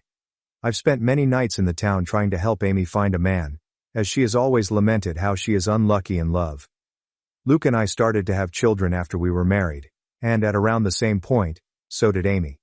For further context, my children are Sophie, 15, Owen, 12, Louise, 10, and Carter, 6. Amy's children are Tom, 17, Kaylee, 14, and twins, Adam and Jenna, 9. Now, Amy was not in a relationship at this point. She was not married. As far as I knew, she was dating but not consistently. As Luke and I had more kids and our family grew, periodically Amy would find herself pregnant as well. It happened a few times, and Luke and I never knew anything about the fathers in question. I kind of assumed that maybe Amy was sleeping around and not keeping in contact with her one-night stands. Luke agreed this was probably the answer. While I did ask each time if Amy knew the paternity, she always said no, and she didn't seem that worried about the idea of raising kids on her own, so I didn't pester her. Of course, she had us to support her, so there was that. While Amy never asked for any help, of course Luke was never going to let his best friend struggle to stay afloat when she had children to raise. Financially, we are very fortunate and privileged. I have a job that pays handsomely, and Luke also had wealthy parents who already knew and loved Amy, so they were happy to provide for her. My in-laws defy all stereotypes. They are the kindest and gentlest people. So we were able to support Amy, to get her somewhere to stay with her kids. People might be tempted to call her a leech, but I never saw it that way. None of us did. She needed help, and we could provide it.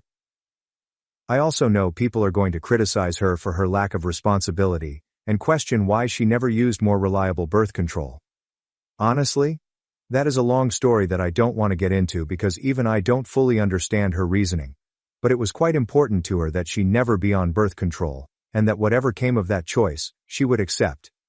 It wasn't religiously motivated, I know that, but it was that degree of significance to Amy. She really did not want to take birth control. She's explained it to me more than once, but I'm still not clear on why. Of course, Amy being Luke's best friend since they were kids, it's not unreasonable that sometimes they hang out together while I'm not there. Hey, that's fine. Sometimes I hang out with Amy one-on-one as well, though Luke does it more. She was his friend first. This included him going over to where she was staying, and at times sleeping over there. Was I a fool to trust him and believe nothing was going on? Perhaps. But for years they presented as being buddies. Like siblings. I didn't pick up on any vibes between them, not ever. As one can expect, our children were brought up together. Not in the same house. Our home is decently sized, but even we don't have the room for 8 kids. But we made sure Amy's children met ours from a young age, and they always got along, and strong bonds of friendship have formed over the years, which is good. Especially if I'm right, and they share blood. I've been dawdling getting to the main point. Yes. I've come to suspect that Luke fathered at least one of Amy's kids. If not all of them. Frankly, I do suspect they are all his. I would never have believed my husband to be capable of such a thing, and he's given me no indication that he is the unfaithful sort. But he does spend a lot of time with Amy, and I have to confess I cannot remember seeing her with any real boyfriend over the years. She would talk to men at bars and parties. I would try to be her wingman and so on. But nothing ever seemed to really happen, so when she got pregnant the first time, I was curious. When it happened again, and again, I began to wonder if she had some sort of secret fella who she didn't want us to know about for whatever reason. But I couldn't think of any reason why she would hide him. Especially from her children. After Carter, our youngest, was born, Luke and I agreed that the time had come for him to have a vasectomy. Amy's twins had come just a couple of years prior. Of course, after the procedure, Luke and I continued to make love, but I no longer had to think about pregnancy. Meanwhile, Amy never got pregnant again, after the twins. Is it a coincidence that Luke had a vasectomy, and then both of us stopped getting pregnant? I don't know. But Luke would still visit her, and he wasn't just going to see her, but checking up on her children as well. In general, I should have paid more attention to it sooner, but Luke has always acted like a father to them, especially as they've gotten older. He's the father they never had. He doesn't neglect me, or our children, not one bit. He's doing double duty. On its own, the idea that he is a surrogate father to Amy's fatherless children isn't inherently suspicious. One could call it noble. But it combines with a lot of other little things. There is appearance as well. I won't go into specifics of hair color, eye color, or unique physical traits, because I'd rather limit the identifying factors of the people involved and keep this whole thing as vague as possible.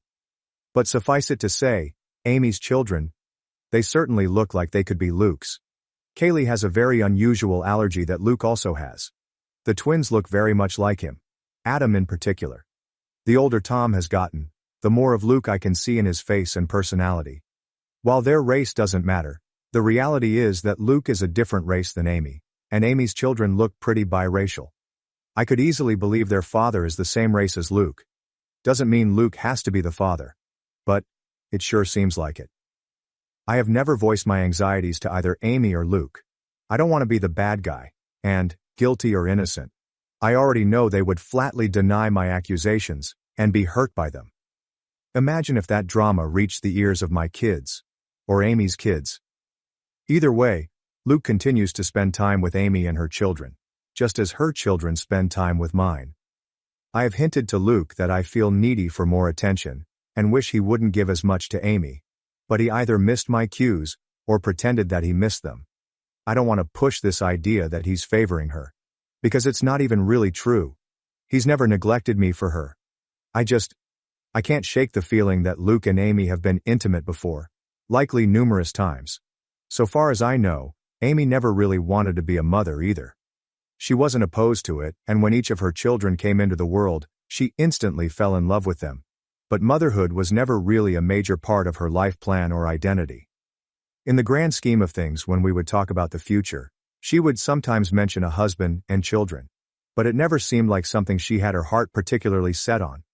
So I don't think this is a case of Luke just giving Amy children. I doubt that was the motive for the infidelity. That would have been a side effect. I've been letting this go and turning a blind eye for years.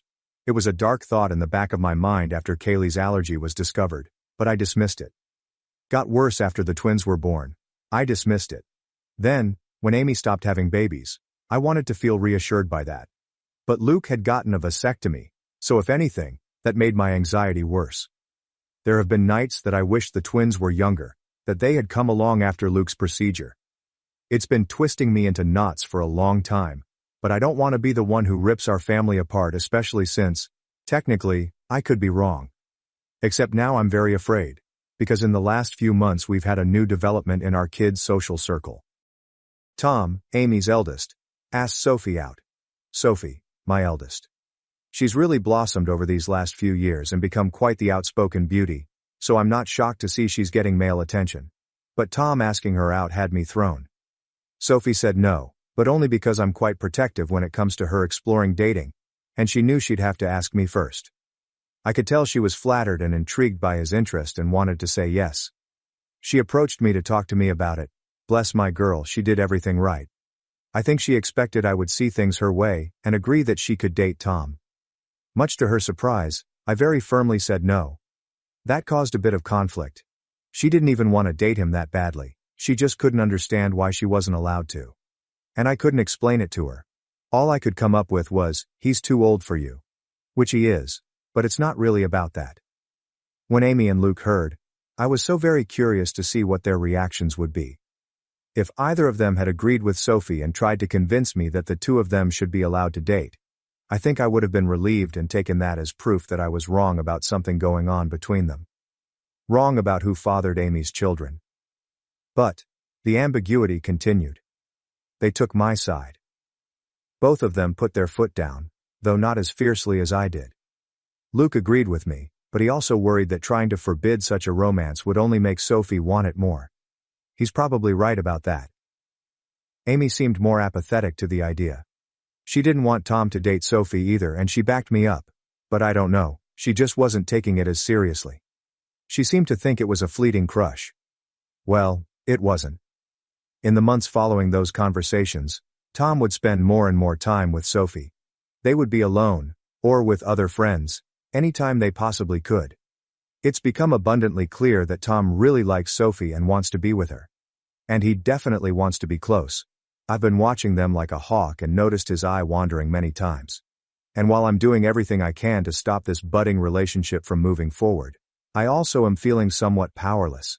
Sophie hasn't outwardly defied me, she's still just hanging out with Tom, as friends.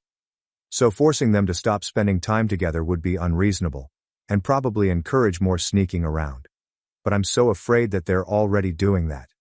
My nightmare is that they're secretly dating, and doing things when no one is looking. I've observed Tom being a bit too touchy with Sophie, and she doesn't seem to mind. And I just don't know what to say. I had considered trying to convince Sophie that Tom is like her brother. But if she doesn't see him that way, I don't really have the power to rewrite their emotional dynamic, or the history of their friendship. I always saw Amy and her children as being like family, but my kids might see Amy's kids more as best friends.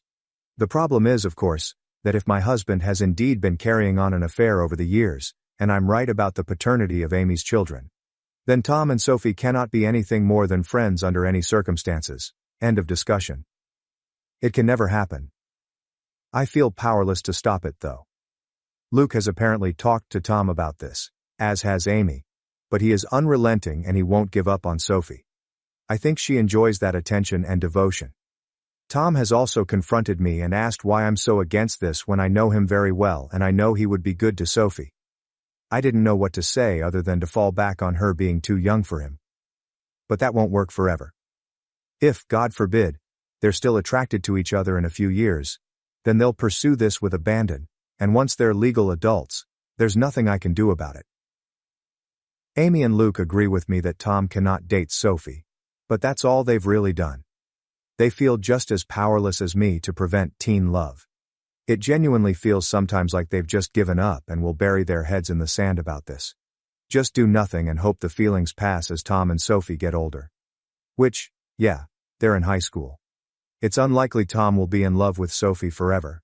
But my fear is that she'll let him do something intimate with her before that time comes. Something neither of them can take back. I am this close to opening a door I cannot close. This close to screaming at Luke that all this wouldn't be happening if he hadn't cheated on me these many years. if he hadn't been all but raising a second family with his surrogate sister behind my back. Now Luke's son wants to be more than friends with our daughter, his actual sister, because as far as he knows, she's just his childhood friend. And it's all Luke and Amy's fault for what they've done. If I speak up, everything gets blown to hell. On the off chance that I am wrong, I'm a horrible monster who accused the love of my life, and one of my closest friends, of doing something horrible. If I'm right, it still tears our entire structure apart. The family and social unit we've become over the last several years is gone, and everyone will be stressed and upset, even if Luke and I don't divorce. If I do nothing, Sophie's eventually going to sleep with Tom and be his girlfriend. And I'm low-key terrified it will happen sooner than later, or worse, that it's already happened under my nose. I hope to hell this relationship fades as they mature. But what if it doesn't? What if they wind up being together for years? What if they marry, want to get pregnant someday? And if I tell Sophie the truth about Amy's kids, then everyone else finds out too. And that's going to ruin so many lives. It would shatter my kids' perception of their father, and their Aunt Amy. Luke is Owen's hero. I don't even want to think about how much this would hurt him. And what about Amy's children? They are innocent. They didn't ask for this. They don't control where they came from. And I don't want to hurt them. Admittedly, I'm not happy with Tom at the moment. A week ago I saw him put his hand on Sophie's butt, and I wanted to knock his teeth out. But even he doesn't deserve to be burdened by the knowledge that it's his half-sister he's been fantasizing about. It's all so fucked up, and I don't know what to do. I've been looking the other way and letting my husband and his best friend insult me for such a long time now. I thought I could live with it. But this business with Tom and Sophie has me distressed. Update 1. Reddit won't let me post a link. So you'll have to find the original post on my account page. Sorry for the inconvenience. I could summarize the original, but these posts are already quite long as it is. And frankly, the too long. Didn't read is in the title anyway. So here goes. First of all, wow. I did not expect my post to get as much traction as it did. I was half worried that someone in my family or social circle might find it, especially when someone alerted me that the post had been shared to Facebook. But as far as I can tell, no one in my family has seen it. I want to thank all of the kind commenters who wished me well. To those who were more frustrated with my indecision, I get it. But I was operating with an uncertain situation, and the stakes were incredibly high. I feel like no matter what choice I made, something could and likely would go wrong. I've spent the last 5 years imagining different scenarios based on different ways I could go about this, if I ever decided to act on it. To everyone who was clamoring for an update, I have one for you. I previously said that I was going to do a secret DNA test, that I had decided on that course of action. In the end, I couldn't go through with it, and now I am regretting that, because the window to do so has essentially closed. I just felt like it would be out of line for me to do that to another person's child behind their back. Ethically, it was dicey. I've since consulted with my lawyer as many commenters suggested, and she advised me against doing so, because no matter what the results were, it would make me look bad in a potential divorce proceeding. But I really wish I had done it anyway, and just not told anyone. Because I really badly need to know, and I still don't know for sure. Likewise, I wanted to tell Sophie in confidence, but the more I thought about it, even that seemed over the line. Like I had no right to plant such ideas in her mind about her father without even talking to him first. So, what I ended up doing was confronting Luke and Amy. Many comments suggested this as well. I finally told both of them that we needed to have a serious talk. It felt counterproductive to approach just one of them, because I figured they would tell the other about what happened in their own words before I could prepare my own. I wanted them both to hear what I had to say. Once all the kids were at school, I laid down all of my suspicions and the reasons. I made it clear how much I love both of them. But a combination of clues had led me to notice the similarities between Luke and Amy's children. And I didn't even list all of them in the original post. For example, Luke has been a sleepwalker in the past. So have Sophie, Tom, and Adam. I said over and over how much they meant to me, and how I didn't want to believe it. But the thought had crept into my mind in the past. How I had dismissed it before. But now, with Tom and Sophie having crushes on each other, it became necessary to pose the question. So I asked if they had ever crossed the line. If Luke had ever been unfaithful. If there was even the slightest possibility that any of Amy's children were his. I was just trying not to cry. Well, they reacted exactly as I would have expected. Their responses were perfect and so very well rehearsed. I genuinely can't tell if it was honest emotion or powerful gaslighting. Amy was more upset than Luke, or at least more outwardly upset. She was angry, offended at the accusation. Luke just seemed heartbroken by it. Maybe they were just acting, but I don't know. Somehow they had reasonable responses to all of the points I brought up. They asked questions I didn't know how to answer. I had never objected to them having alone time before. Why did it suddenly bother me now? Do Amy's children really resemble Luke that much? Or are things like hair color pretty basic traits to have in common? The whole family had always treated Amy and her kids as part of our unit. And I had previously commended Luke for stepping up and being a father to Amy's kids since they didn't have one. Why was I now saying it was a bad thing? What exactly did I want them to do? How could I think such a thing about them? Why had I waited so long to say something? Luke was more understanding than Amy. He respected my feelings, or at least he acted like he did. Amy appeared to feel more betrayed by what I said. I ended up apologizing several times, even though I'm not sure I did anything wrong. Luke also apologized for anything he'd done, to indicate he was unfaithful. I asked Amy more pointedly that, if not Luke, who had fathered her children?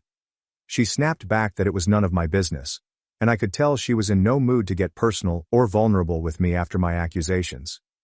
I'm not proud to say that I lost my temper, and said that after everything we had done for her and her children, such information was not a lot to ask, and perhaps she owed it to us.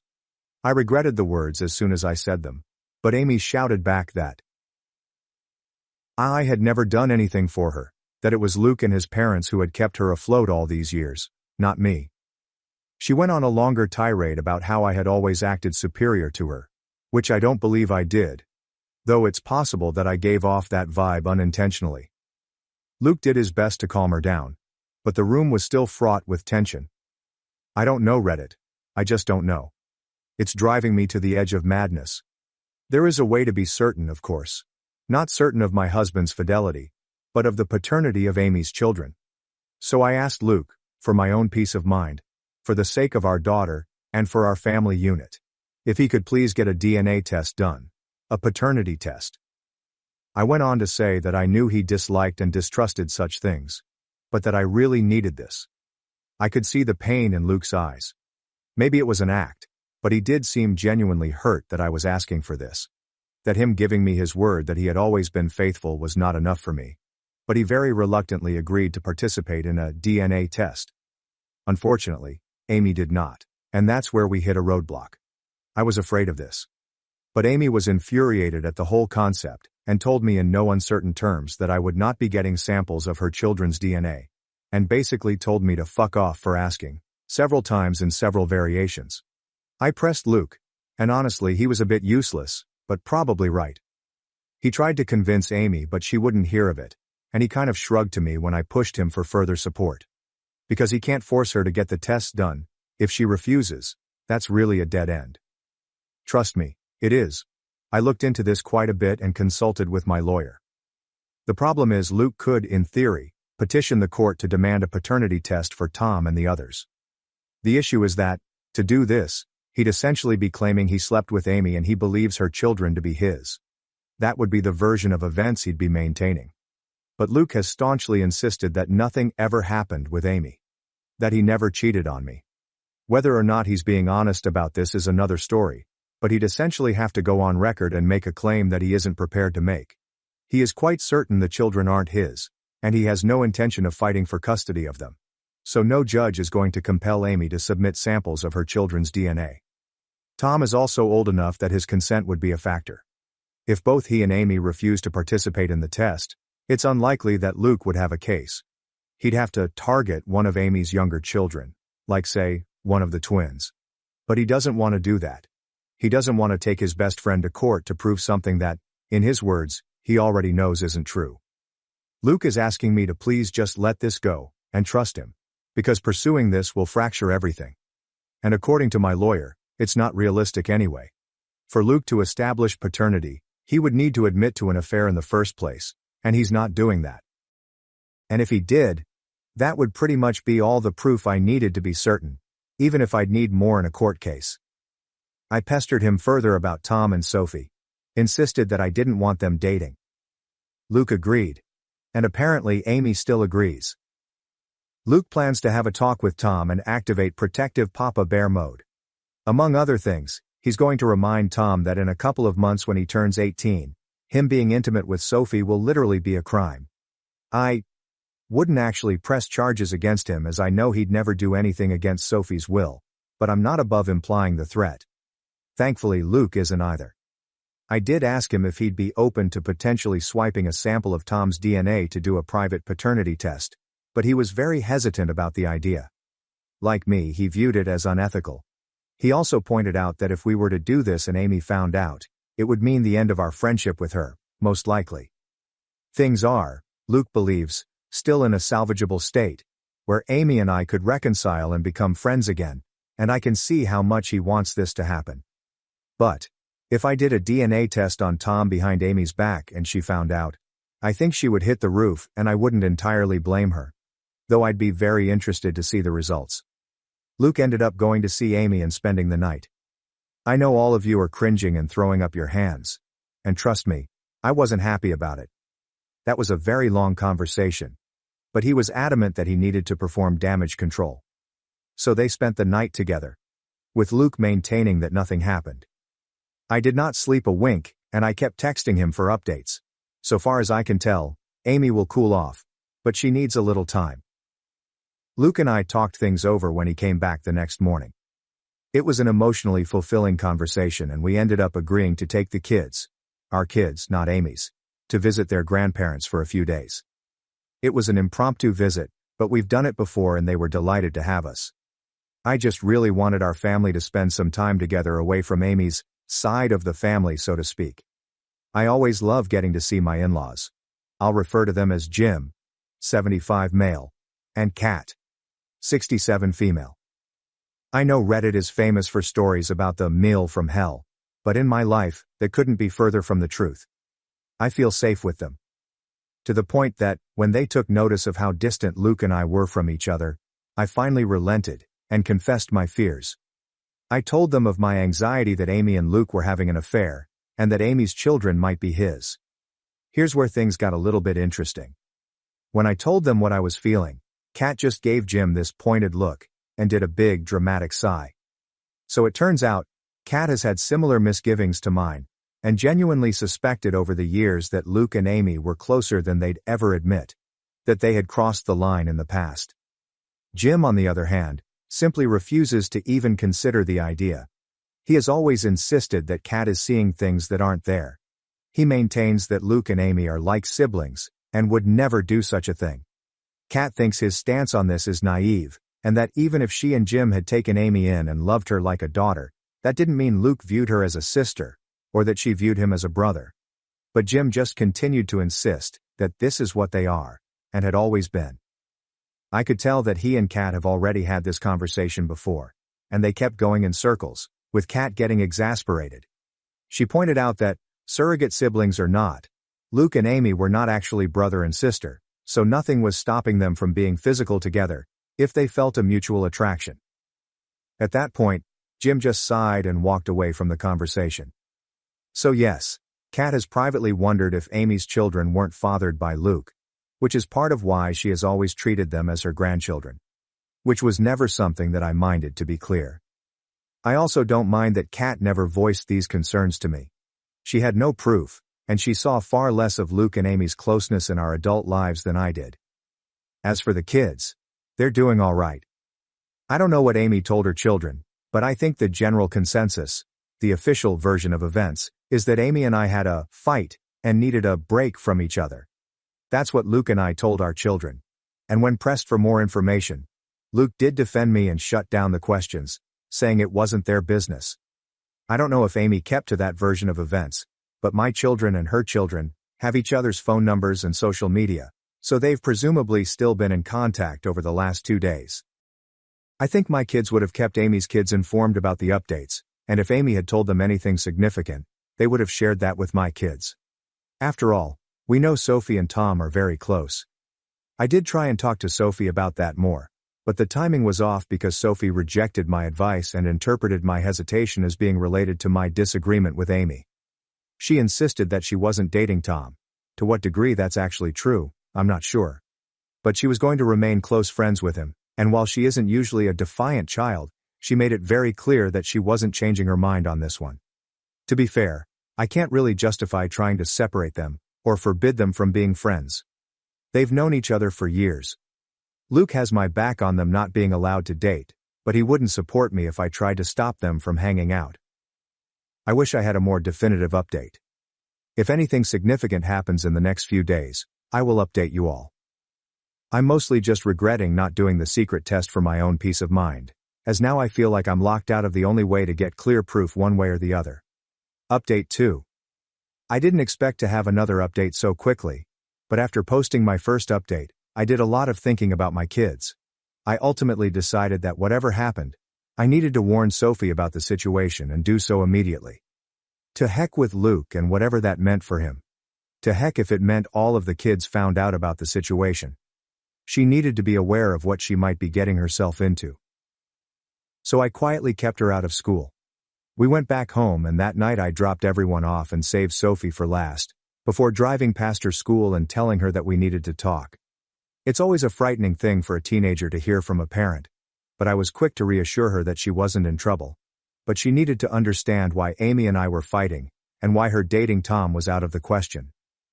I very gently explained that because of Luke's closeness to Amy and Tom's resemblance to him, I had come to suspect that maybe Luke and Amy had been together at some point over the years.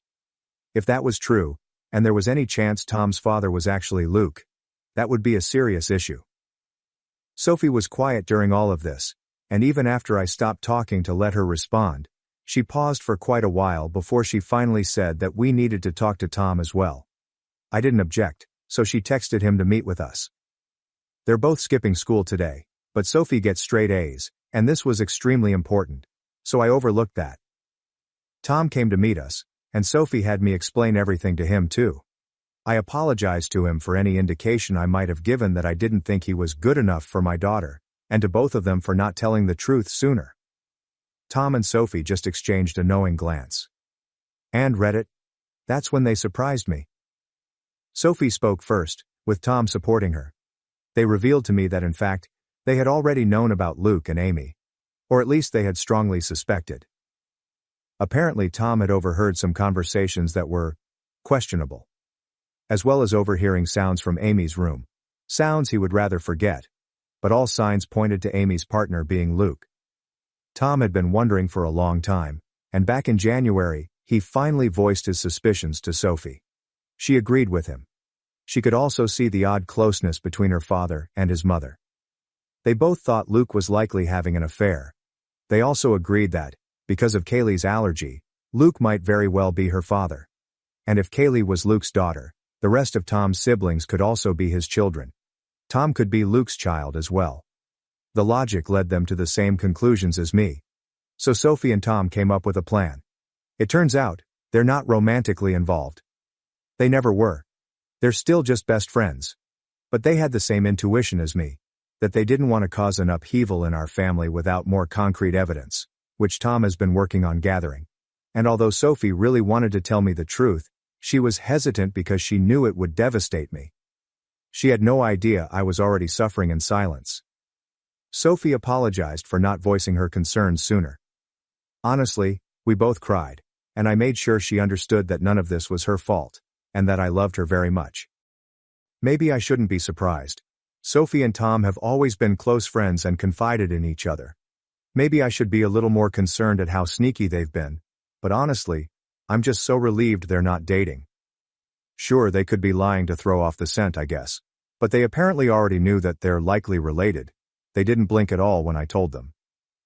We even had a bit of a laugh together when Tom mentioned how he had been a little offended that I was so against him dating my daughter before. I kind of jokingly asked him, "So you don't think she's gorgeous?" And Tom, bless his heart, shrugged it off. She is. But so is my English teacher, and I'm not asking her out either. Either way, the question now is, where to go from here? We have to figure that out. I will say that it is such a relief to have told Sophie, and I feel like an elephant has taken one of its feet off my chest. Having her in my corner and Tom in my corner as well means a lot to me.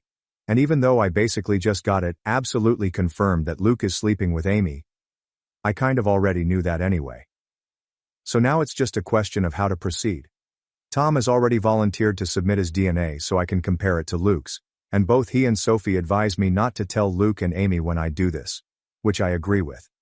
They're both completely on my side, which means more to me than I can ever express to them. Tom has also been trying to set up a camera in Amy's room to catch her and Luke in the act. Sophie told me flat out that I needed to divorce her dad, and hearing that from my own daughter made it clearer than it's ever been. She's right.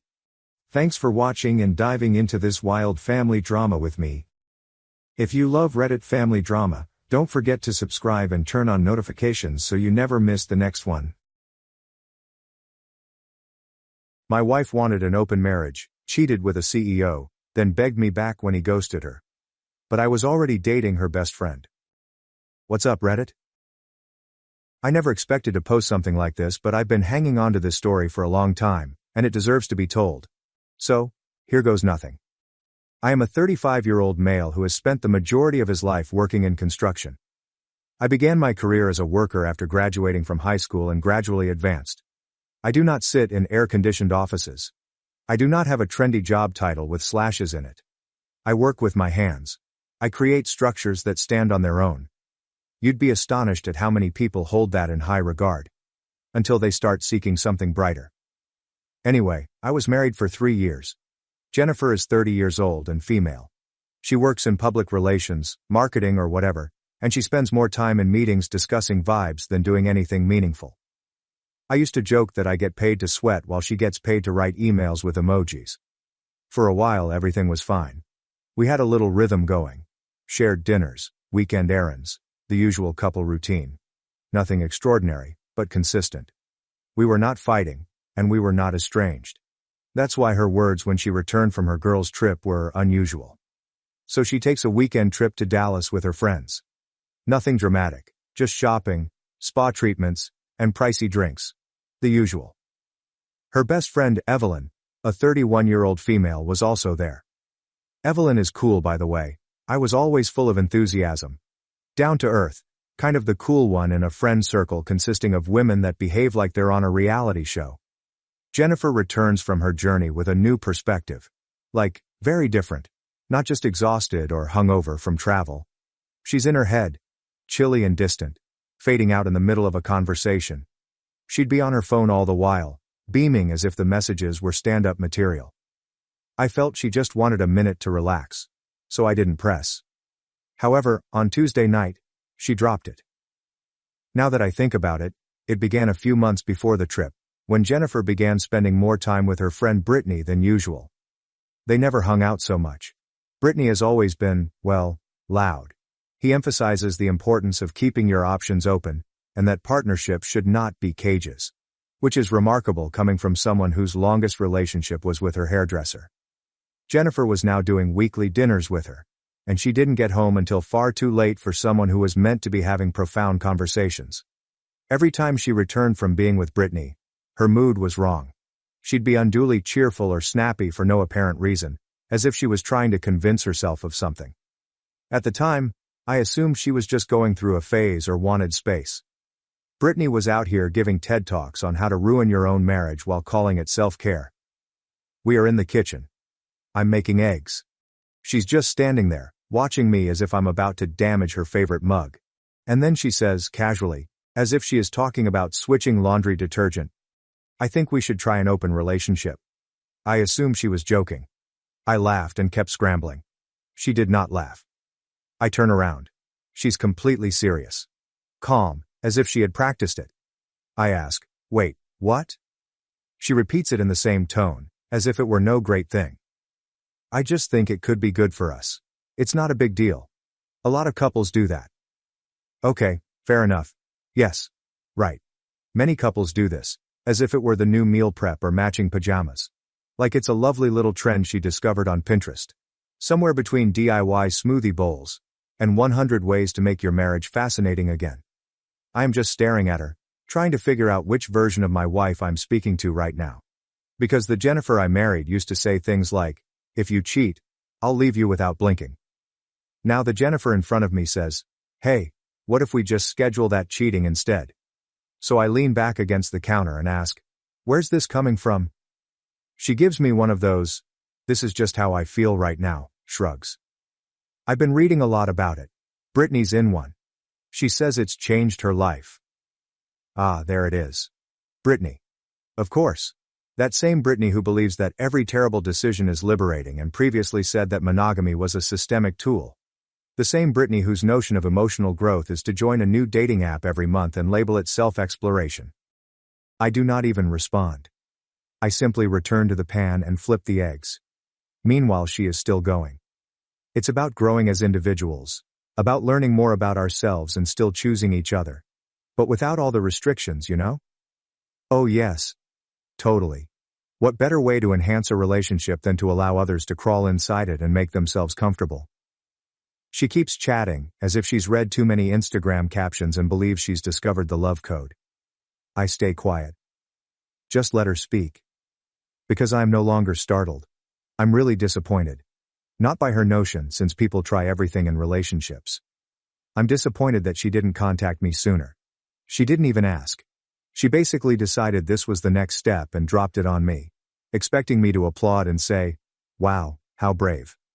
Instead, I offered her a plate of eggs without saying anything. And just like that, she went from being my wife to a woman I didn't recognize. I did not yell, did not flip.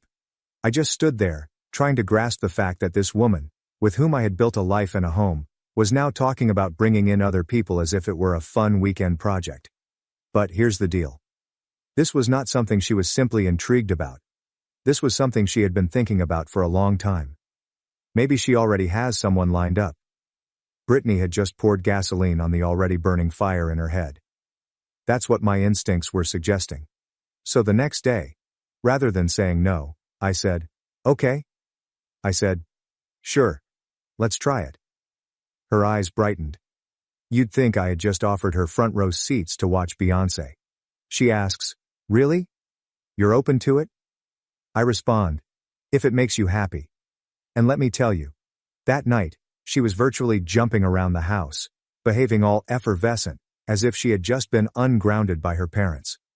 I maintained my composure, but my mind was already flipping switches. I've always felt that if you give individuals enough time to talk, they will tell on themselves. And Jennifer? She was preparing to sing. The next morning she's texting non-stop and leaving the house more frequently. New clothing, perfume that smells more expensive than my power tools. She says she had coffee with a pal every night. The same excuse. Out with the gals. She assumed I hadn't noticed, but I'm not stupid. The point is, I didn't react. I didn't ask questions or challenge her. I didn't even act angry. I just kept coming to work, doing my thing, and pretending I couldn't see through it. Honestly, it was simpler to remain silent when I had a strong suspicion she wasn't only thinking about open partnerships. She was already well ahead of that period. So I did what any man with half a brain would do.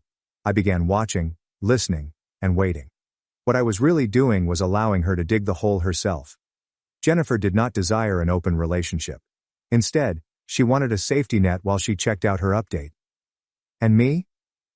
I was about to cut the rope. But this is where everything really fell into place. My sister Nora contacted me. We're close, and always have been.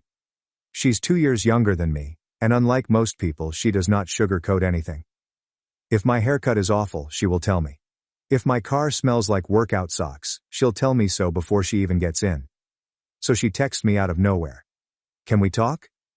It's about Jennifer. I tell her, "Yeah, come by the house." I expected her to say something ambiguous or offer me advice I'd already received. Nope. Nora entered like a sledgehammer. She entered, sat down and left. "Leo, I know you think you're handling this whole open relationship thing like a champ, but I need you to know, Jennifer is already cheating on you." That caught my interest. I inquired how she knew. She pulls out her phone and shows me a screenshot of a group conversation she had with a girl who used to hang out with Jennifer and her friends. Jennifer reportedly told her staff during her trip that she had met someone with potential. According to the texts, Jennifer had already been chatting to a wealthy man before the girls' weekend. A CEO of a tech firm who drives a high-end automobile, travels for networking, and has 3 pairs of eyeglasses worth more than my truck. I was correct. She was already thinking about someone. One of the texts literally said, "If I play this right, I won't have to worry about money again." Jennifer was talking about some guy as if he were a lottery ticket. I sat there for a second, trying to take it in. Not because I didn't believe it. I did. I'd been feeling weird for weeks. But to have it confirmed like that, man. It wasn't even fury at that point. It was simply freezing. Nora replies, "I wasn't going to say anything at first, but watching you just let her walk all over you made me sick." I appreciated it more than she realized. I told her not to tell anyone else. I wasn't prepared to respond yet. Not publicly anyhow. Because when someone demonstrates their abilities, it is wise to allow them to continue. Allow them to get comfortable. Let them believe they are winning. Makes it a lot easier to set up the ending. Now that I understood what I knew, everything made sense. The open relationship pitch was a tactic. Jennifer sought permission to sleep with Mr. Executive but not appearing to be the bad guy. She wants freedom without consequences. And me? I was just meant to play along, maybe see a female or two, let Jennifer have her fun with Rich Boy, and then either gently fade out or wait for her to make a decision. Yeah. This is where things took a turn. I began paying attention to Evelyn. Now let me clear something. Nothing happened to Evelyn during this entire time. Not even a tiny amount. Evelyn isn't the type of woman to fling herself at anyone. She's intelligent and well-dressed, and she was aware that things were chaotic, so she maintained a respectful attitude. But following the open relationship revelation, I began to reflect on all of those instances again. The way she stared at me while I was repairing our porch railing last year. She stayed behind to assist me clean up after Jennifer's birthday meal. She didn't flinch or gossip when things between me and Jennifer became tense. Then she texted me. Just a simple, "Hey, how are you holding up?" I had no idea how to respond. I had just said, "Still breathing." She responds, "You don't deserve to be treated like this. I've seen what's going on. You deserve way better." That one landed differently. It was the first time someone had stated it. Everyone else simply danced around it. But Evelyn called it as it was. After that, I started to think differently. I wasn't just the person attempting to remain cool anymore. I was the man who was plotting something. Not for the purpose of vengeance, but because I refused to let someone steal and destroy all I constructed while they shopped for upgrades. And yes, I did something next. The point is, I didn't have to pull off anything dodgy. All I had to do was start out very casually, bringing Evelyn into the picture more. It started little. She stopped by to retrieve a jacket she had left at our place. I asked if she'd want to stay for coffee. She answered, "Sure." We talked for about 20 minutes about work, life, and how she was tired of the continual turmoil Jennifer was dragging her into. She claims Jennifer craves turmoil, and then becomes enraged when things get dirty. I said, "Yeah, welcome to my world." After that, I didn't have to try too hard. Evelyn has recently begun to appear more frequently, sometimes to drop off items, sometimes to chat while I was outside working on the vehicle. She would hand me tools, hold a flashlight, and inquire about the components. Most women would be completely bored watching a man tinker with rusty bolts. Evelyn truly listened. Meanwhile, Jennifer began to notice. That night, as I was about to fall asleep, Jennifer casually said, "You've been spending a lot of time with Evelyn lately." I didn't even pause to tie my boots for work the next morning. I simply glanced at her and asked, "Why? Does that bother you?" She shrugged, trying to appear unconcerned. "No, I'm just saying." I cracked a grin. Good, 'cause I wasn't asking. The next day she began asking questions like a detective who does not have a warrant but really wants one. Was Evelyn here again today? Did Evelyn mention anything about me? Why is Evelyn texting you so much? I initially played dumb. She just stated that she had stopped by or wanted to borrow the drill, which was correct. Evelyn borrowed my drill once. Who knows if she truly used it, or was simply trying to rattle Jennifer. In any case, the purpose has been completed. This is where things became pretty evident. Jennifer stopped seeing the CEO guy. She stated he became too intense, and she wanted space. She attempted to reattach herself to me. I started preparing more dinners. He started calling me babe again, as if it would erase everything. I returned home from a supply run one night to find her having a romantic meal. I go in and ask, "Is it someone's birthday?" She smiles and replies, "No, I just thought it'd be nice for us to spend some time together." Just like old times, right? Old times. Before she tried to sell off our marriage for a fellow who presumably wears a fragrance named liquidity. I sat down, ate quietly, and then added, "Evelyn mentioned you make a good mushroom risotto." She froze. Her whole face twitched, as if her circuits had overloaded. "You talked to Evelyn about this?" "Yes. She mentioned that she used to help you with this recipe." Jennifer strained a smile so hard that I thought her cheeks might snap. After that supper, things only got worse. She began hovering, following me around the house, asking what I was doing, who I was texting, and if Evelyn had said anything new. I said, "She said you should stop creeping around the kitchen like you're auditioning for a thriller." It didn't go down well. But here's what truly worked. One weekend I invited Evelyn over to help with the back fence. Jennifer was at home, pretending to read a book she had not touched since we got it as a bookshelf prop. Evelyn and I were out back working and joking. She made light of the fact that I measure twice and still make mistakes with my cutting. I responded with something about her small hands being useless for power tools. It was the most natural I had felt in months. I look up, and Jennifer is standing at the window, motionless, peering through the glass like a horror movie extra. I waved. She ducked. Later that night, she attempted an emotional guilt trip. "I just feel like you're pushing me away." I responded, "You literally asked me to accept you dating someone else. That's not pushing. That's me giving you the runway." She snapped. "But you never wanted to do it. You just said yes to trap me." I responded, "No, I said yes because I wanted to see how fast you'd crawl to someone else." It turned out to be faster than Prime. She stormed off. The next day, Evelyn texted me. "She called me this morning, wanted to talk. She's losing it." I answered, "Good. Let her." She asked for openness. She's about to discover what locked doors feel like. Jennifer believed she was in control. She assumed I'd be too ignorant, passive or loyal to do anything but wait around. She didn't realize I was already laying the basis. After that, things changed. Evelyn and I were not just talking anymore. Something has changed between us. I could feel it. And I'm quite sure she could too. It was not forced. It was not rushed.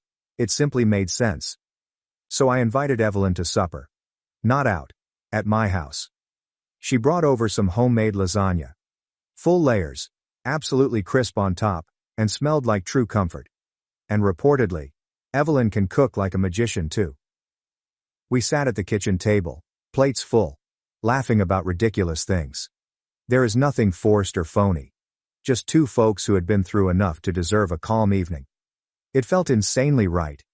Halfway through dinner, I glanced at her and said, "I don't want to play games anymore." She halted, set down her fork, and looked at me as if she'd been waiting for that line all night. "Neither do I," she replied. There was this brief moment of silence, as if everything had slowed down. And then she said, "I should probably tell you something." I raised my eyebrow. She smiled. Not smugly, but as if she was finally done holding it in. "I've always liked you, Leo. Even back when you and Jennifer first got together. I never said anything because, well, you were taken. And I don't mess with taking. But I saw how you treated her. How steady you were. The way you built things. Not just with your hands, but with your loyalty.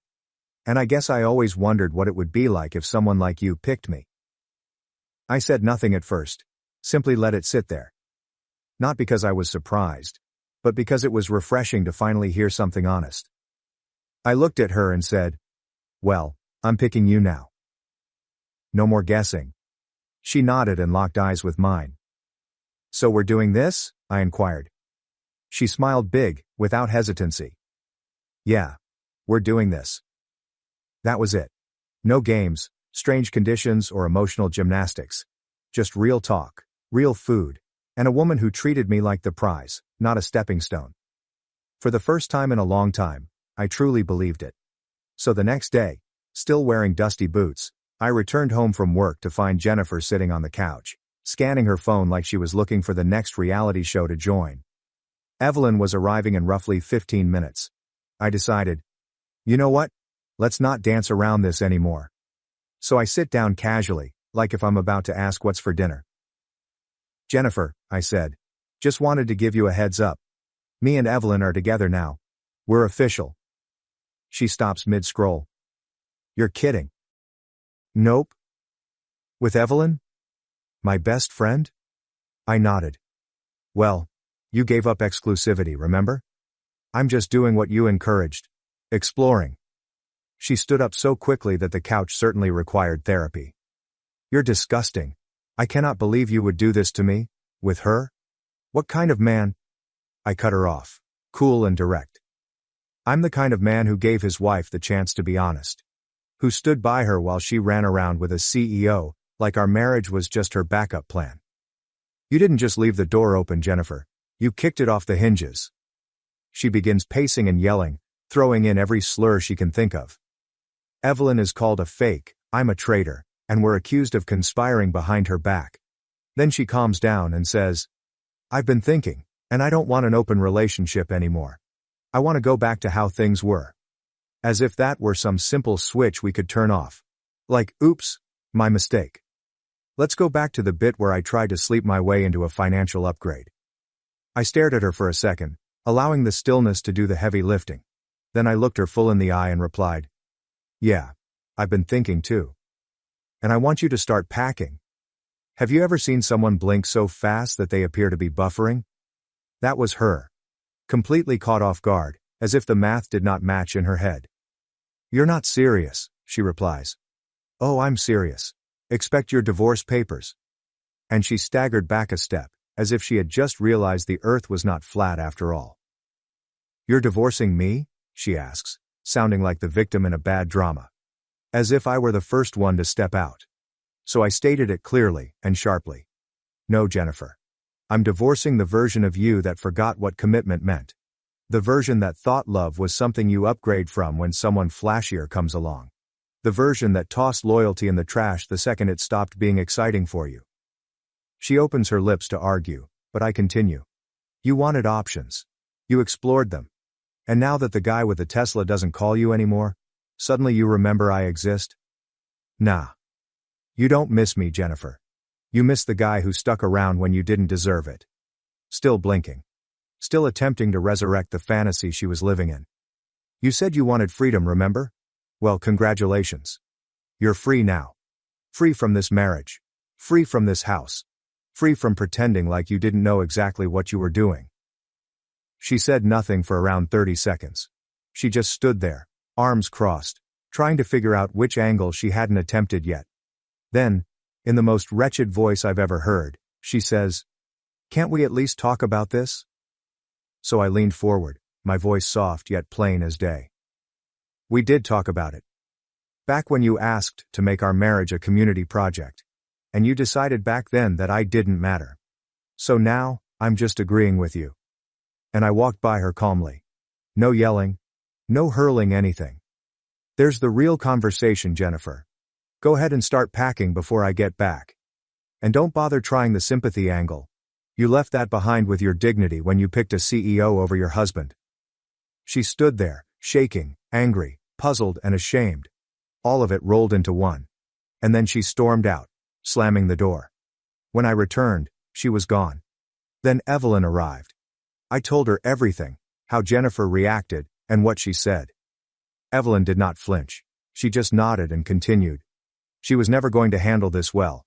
She's not used to losing. We sat on the back terrace and ate leftovers straight from the dish with forks. Classy? Perhaps not. Satisfying? Oh yes. Jennifer had made her decision. She had to accept it.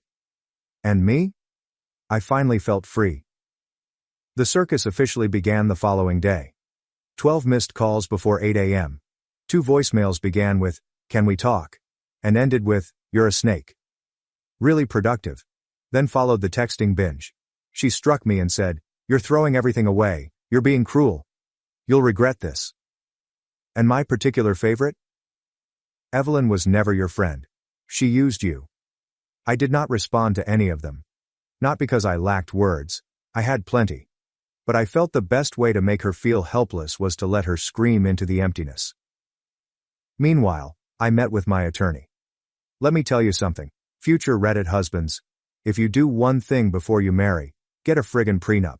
Not because you expect things to go wrong, but because if they do, and your wife decides to consider your marriage as a temporary contract, you'll be sitting in a chair like I was, sipping coffee, while your lawyer scans through the file and says, "She doesn't get a dime, not one damn dime." He looked up at me smirking. "You kept the original signatures?" I nodded. "Hard copy and scanned, safety deposit box." He chuckled and leaned back. "You, my friend, are my new favorite client." The prenuptial agreement was plain and unambiguous. Unfortunately, there was no infidelity provision, but it protected everything I owned at the time. My money, the property I bought before we married, my truck, my equipment, and the business I fought so hard for. He kept reading aloud in order to twist the knife. All income from premarital business entities shall remain separate and immune to division in the event of divorce. He stared at me again. That includes the shop and those 2 rental properties. I nodded. Everything. Even the lawnmowers. He laughed. Man came with receipts and weed whackers. Jennifer was only entitled to what was in her personal checking account and what she departed with. That is it. There is no spousal support. No half of anything, including the dog. She didn't want the dog anyway. She called me too clingy, as if this is a terrible thing for a pet. He slid the papers across the desk. "All you have to do now is sign. We'll courier this over to her." And this is exactly what I did. I signed the divorce papers that day. My lawyer sent them to her flat.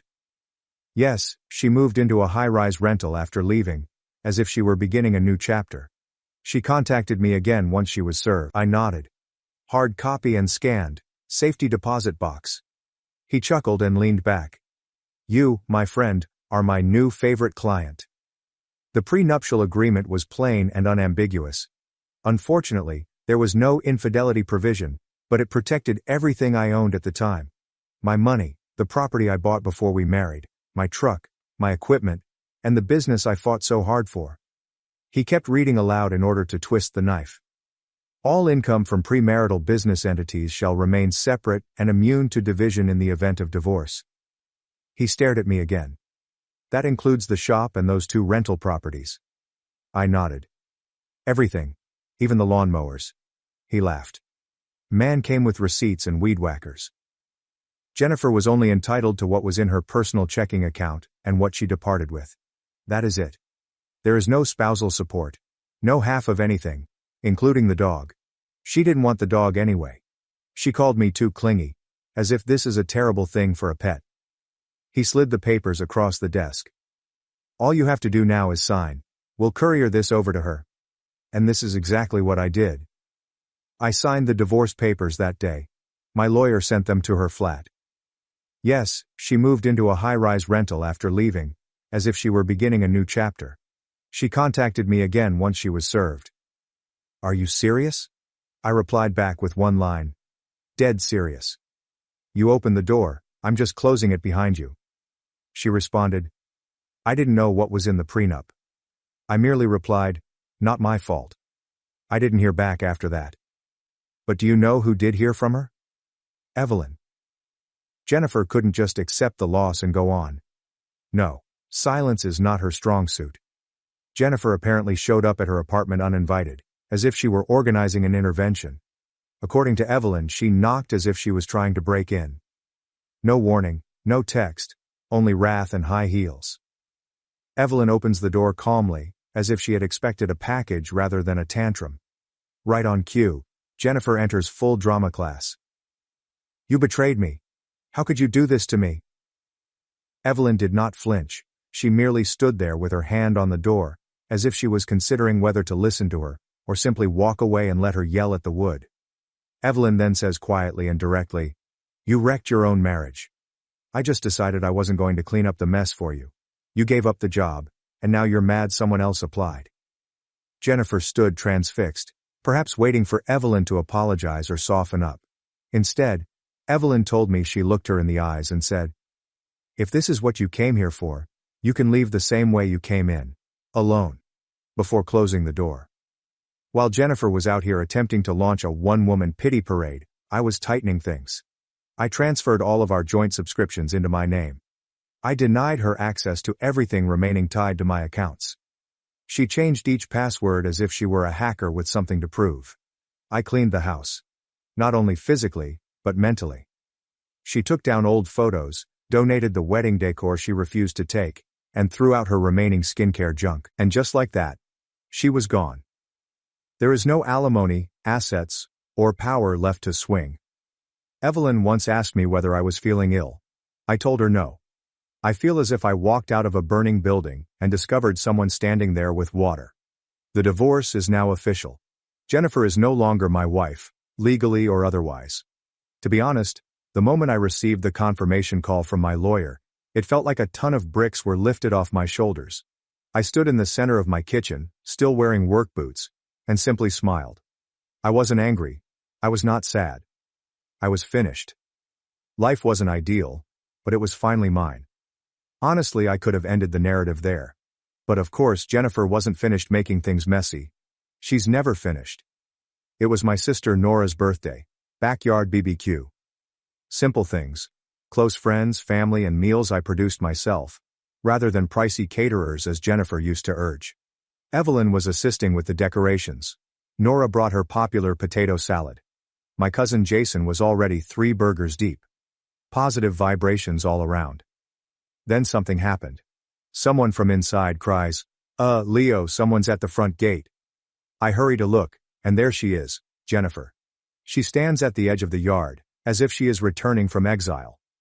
Hair done, heels on, and large sunglasses as if she's avoiding photographers. She was holding a present bag. Yes, a friggin' gift bag. Probably full of shame and confusion. Everyone froze.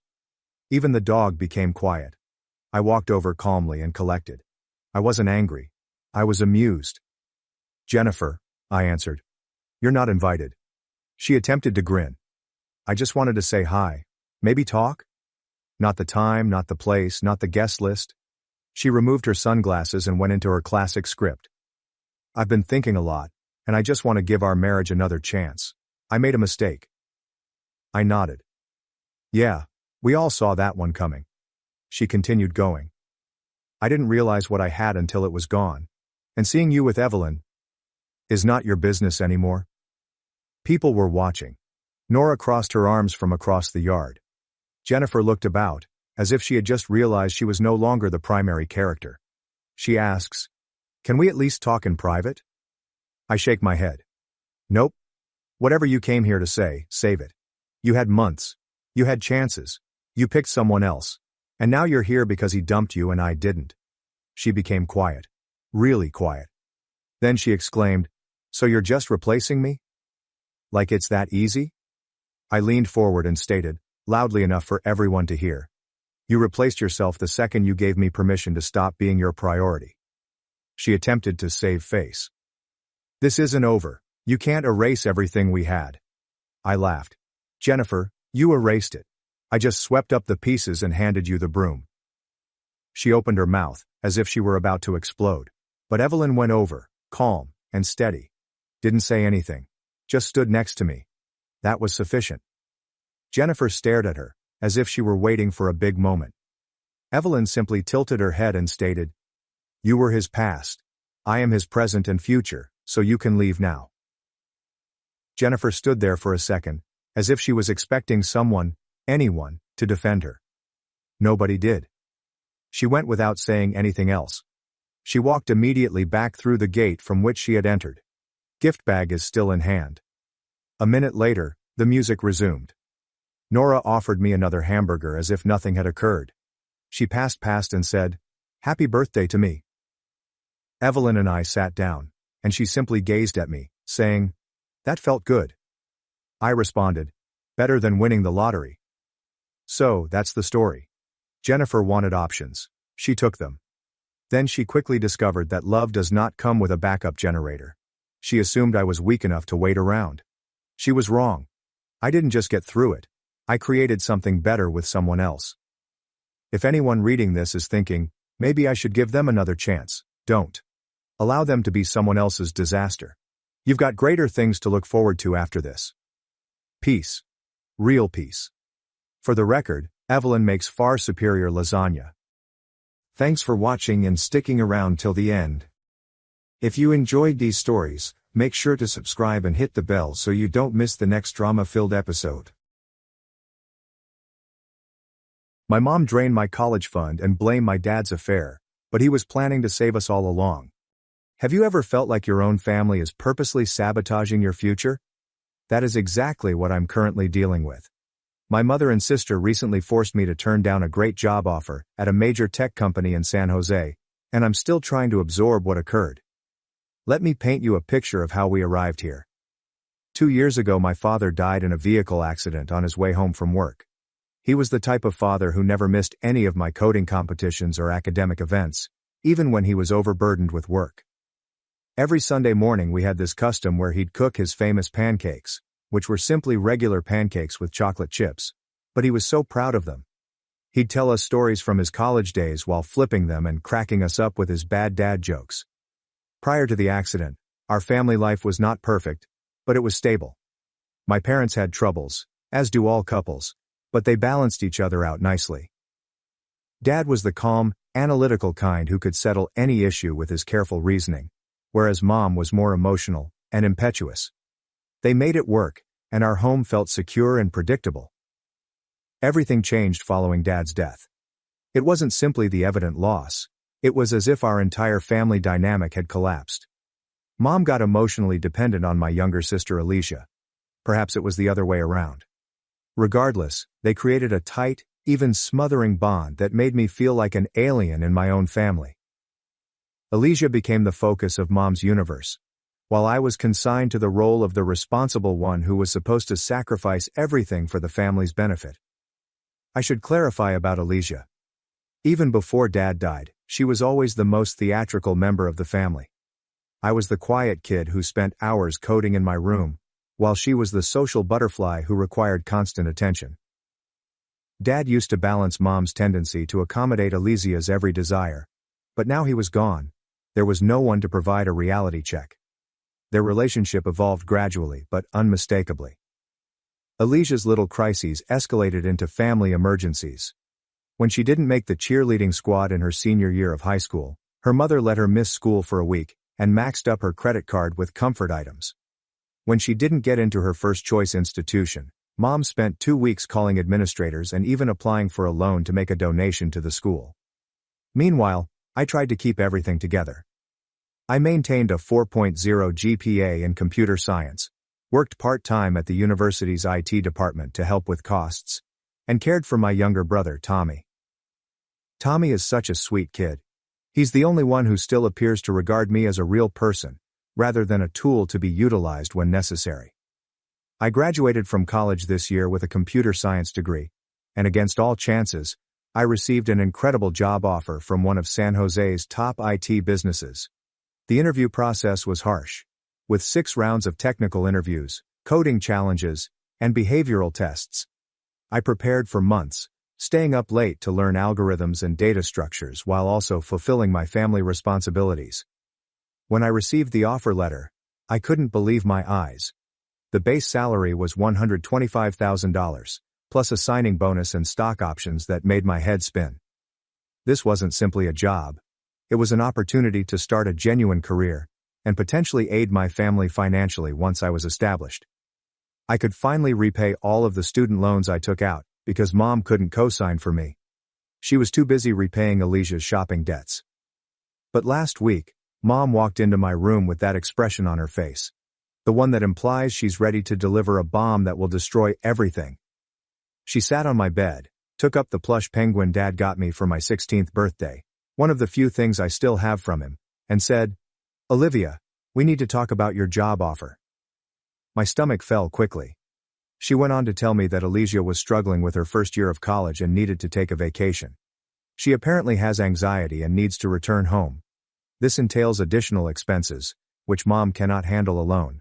She advised me to ignore the San Jose offer and seek a local job instead, so that I could help with the finances and care for Tommy.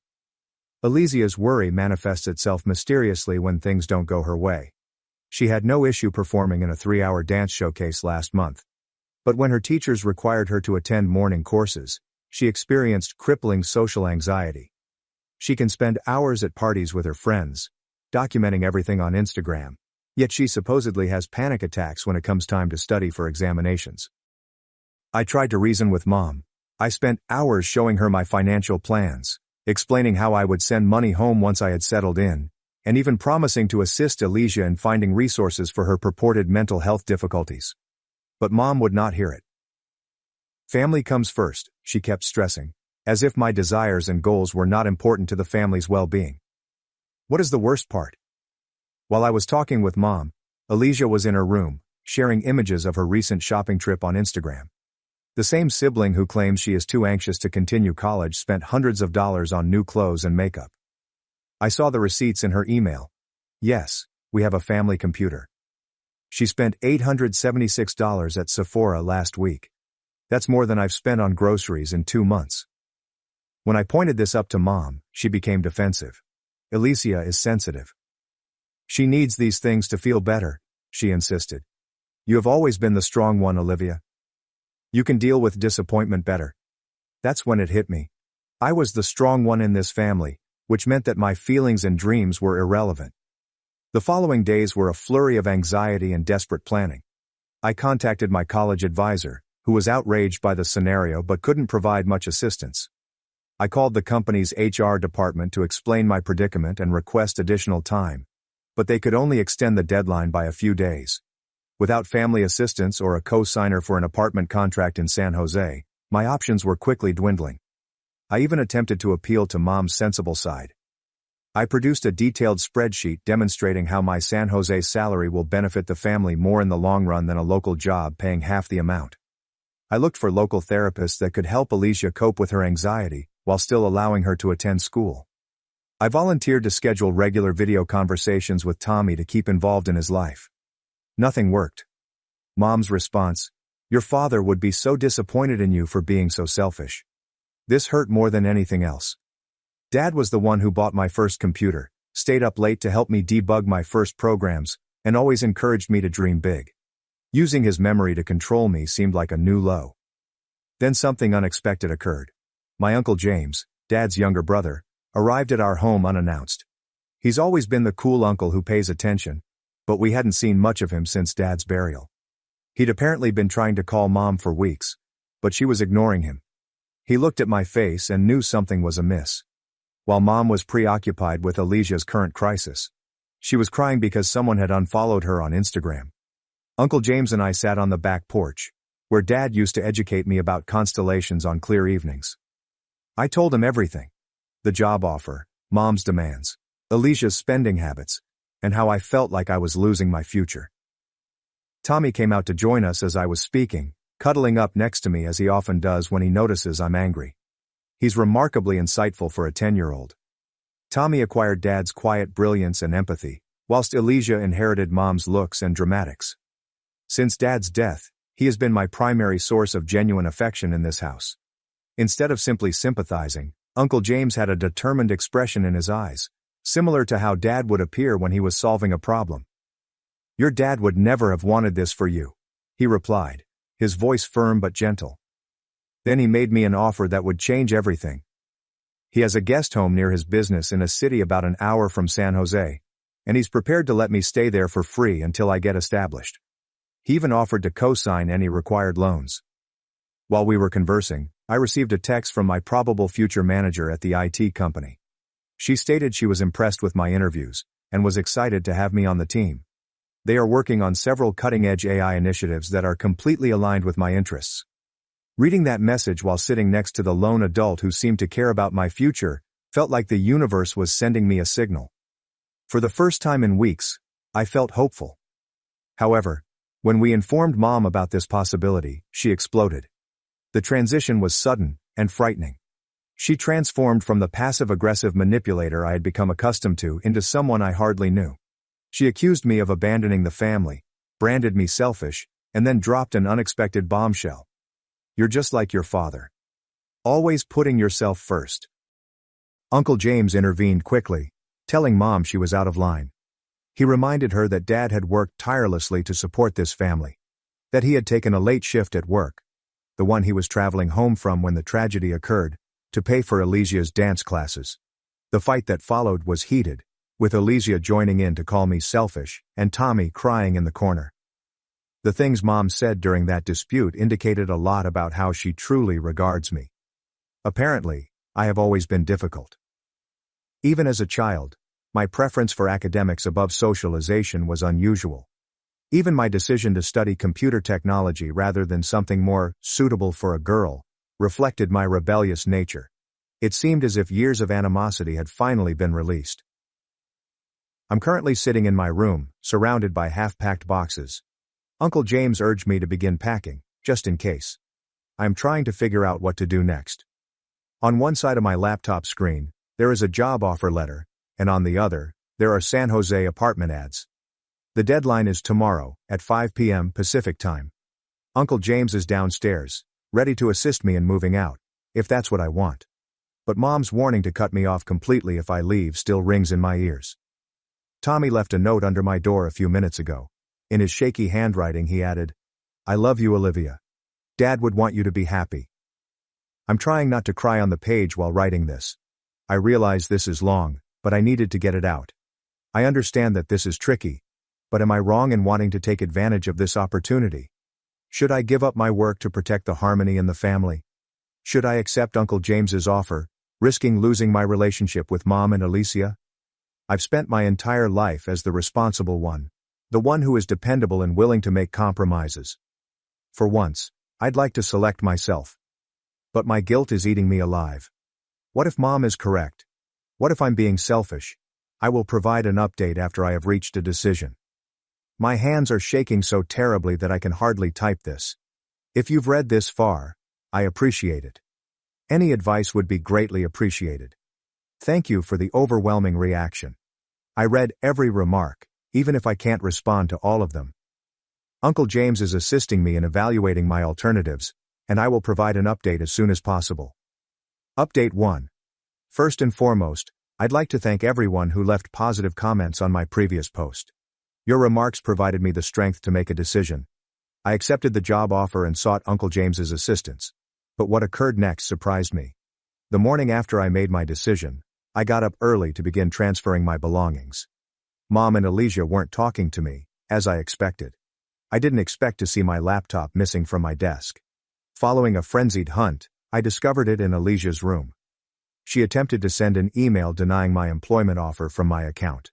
Thankfully, she was unaware of the two-factor authentication I had set up. When confronted, Mom defended her. Alicia was just trying to protect our family. That's when I knew I'd made the proper choice. Uncle James helped me load everything into his vehicle while Mom and Alicia watched from the window, not even coming down to say goodbye. Only Tommy ran out to hug me, putting his favorite action figure in my pocket and murmuring, "For good luck." The drive to Uncle James's house was relatively peaceful. He didn't force me to communicate, just let me analyze everything while my favorite indie rock station played softly in the background. It reminded me of drives I used to take with Dad to clear my mind. Getting situated in the guest house was weird. It's little but ideal for me. A studio with a tiny kitchen and a workstation by the window. Uncle James had already set up a workstation for me, complete with 2 monitors.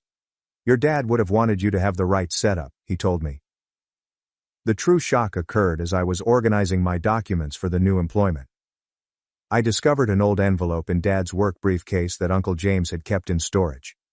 Inside were letters from Dad to each of us kids, intended to be opened when we turned 25. I know I shouldn't have opened mine so early, but with everything going on, I needed some connection with him. The letter altered everything. Dad described his own experiences with family pressure. When he was younger, his parents wanted him to take over their modest business, but he chose to study engineering instead. He wrote about how happy he was of my interest in technology, and hoped I'd have the fortitude to pursue my aspirations, even if it meant making difficult decisions. But there was something else in the envelope. Bank statements indicating that Dad had established a separate savings account for my college tuition.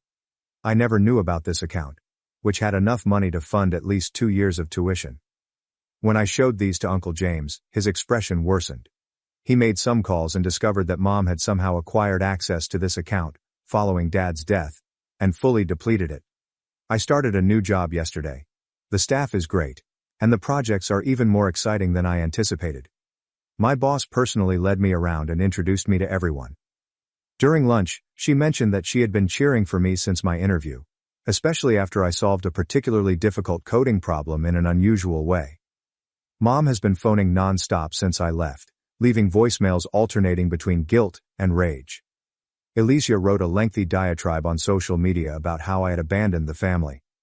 I blocked them both because I need time to focus on my new beginning. Uncle James helped me open a separate bank account from Mom's, and I'm learning about financial independence from a coworker who also offers personal finance classes. I'm also looking at therapy choices that are covered by my new health insurance. The toughest part is missing Tommy. We video chat every night before his bedtime while Mom attends her evening yoga session. He had been telling me about his science project, and his eyes brightened up when I offered to help him code a simple game for it. I keep rereading Dad's letter anytime I'm feeling guilty. One statement in particular strikes out. Sometimes the bravest thing you can do is choose your own path, even when others try to hold you back out of their own fear. There's more to look into with the education fund, and Uncle James is assisting me in gathering information. I'll provide another update once I have more information. For the time being, I'm focusing on learning my new work and creating my new life, one day at a time. Update 2. It has been 3 weeks since my previous update. I regret the delay, but what I discovered necessitated thorough investigation and legal consulting before I felt safe publishing. Remember the college fund that I mentioned discovering in Dad's papers? Uncle James and I have spent the past few weeks trying to figure out what happened to that money. What we discovered was far worse than we had feared. With the help of Dad's old bank colleague, we discovered that Mom had not only accessed one account, but had systematically depleted multiple accounts Dad had set up. There was a college fund for me, another for Tommy's future schooling, and a general emergency fund. All were emptied within months, following Dad's death. Last week, Mom sent me a lengthy email. She sought to get ahead of the narrative, indicating that she was aware we were investigating. The email began with a half-hearted apology for possibly being too harsh, but gradually evolved into something else entirely. She wrote, "There is something you should know about your father. When I was pregnant with you, he had an affair." The email went on to explain how she uncovered the affair, how Dad sought forgiveness, and how she gently accepted him back. She claimed this was why she had always been away from me, that I reminded her of that horrible moment. She concluded by offering that if I discontinued my research into the accounts, we could focus on repairing our relationship. Here's the thing. Her story didn't add up. Uncle James and I dug through Dad's old records and discovered something unusual. While Mom alleged Dad was having an affair, he was actually working double shifts to pay off Mom's credit card debt. We discovered old credit card statements with enormous charges from that time period, all made by Mom. The major surprise occurred when we realized Dad's old email address was still operational. We discovered years of correspondence with his lawyer discussing his concerns about Mom's spending habits. He had been recording everything, safeguarding valuables, and establishing separate accounts for his children's futures. He wasn't having an affair, he was attempting to shield us from Mom's financial recklessness. The emails also showed something heartbreaking. Dad had intended to leave Mom. Not for another lady, but because he was concerned about her influence on the children. The accident occurred only 2 weeks before he planned to file for divorce. I took all of this material to the lawyer that Uncle James recommended. She was appalled. Apparently, what Mom did with the accounts following Dad's death was not only immoral, but unlawful. She had fabricated documents to obtain access to accounts that she was not permitted to touch. The lawyer also discovered anything concerning Alicia's alleged college expenses. The reason Mom said she needed my help were mostly spent on shopping sprees and luxury stuff. We discovered credit card bills indicating purchases at high-end retailers, spa treatments, and even a secret spring break trip to Cancun, all while Alicia was allegedly too anxious to attend lectures. I spent hours scrolling through Alicia's social media posts, chronicling every extravagant purchase, luxury vacation, and shopping spree. The time frame coincides exactly with the loss of money from Dad's accounts. Mom wasn't just allowing Alicia's behavior. She was sponsoring it with money that was legally intended for all of us. The lawyer claims we have a good case of financial fraud. The data left by Dad, together with the paper trail of Mom's activities following his death, creates a clear picture of systematic theft and deception. Tommy's predicament is what concerns me the most right now. He's still living in that toxic environment, seeing Mom and Alicia spend money that should have gone for his future. Uncle James is exploring our options for obtaining custody. The lawyer believes we may have a case, particularly given the financial malfeasance. I have not responded to Mom's email yet. The lawyer advised against any direct communication at this time. But Mom and Alicia must sense something is wrong, because they've launched a social media smear campaign against me, portraying me as the ungrateful daughter who abandoned her family for a high-paying tech career. The truth is that learning of Dad's impending divorce has been both painful and validating. It's painful because Dad died before he could shield us from Mom's toxic conduct. But it's also validating since it shows he knew what was going on. He wasn't naive to Mom's manipulation and financial abuse. He was actively working to stop it. I'm preparing all of the documentation for legal action. Uncle James has been great throughout this process, spending countless hours assisting me in building our case. My employment is going well, and my team has been understanding of my need for occasional personal time to deal with things. The coming weeks will be critical as we move forward with legal processes. I'll post another update when I can, but for the time being, I need to focus on constructing our case and staying emotionally healthy through it all. My company's health insurance provides therapy, so I started seeing someone to help me digest things. At least I now know the truth. Dad was not the villain in Mom's story. He tried to be our hero to the end. Update 3. The previous 6 weeks have been a blur of legal proceedings, life changes, and final decisions. What began with discovering Dad's buried letter has resulted in a full overhaul of our lives. The court case moved quickly, thanks to the tremendous evidence we had. The judge was particularly concerned about Mom's methodical depletion of Tommy's education money. The most incriminating proof came from Mom's scrupulous record-keeping.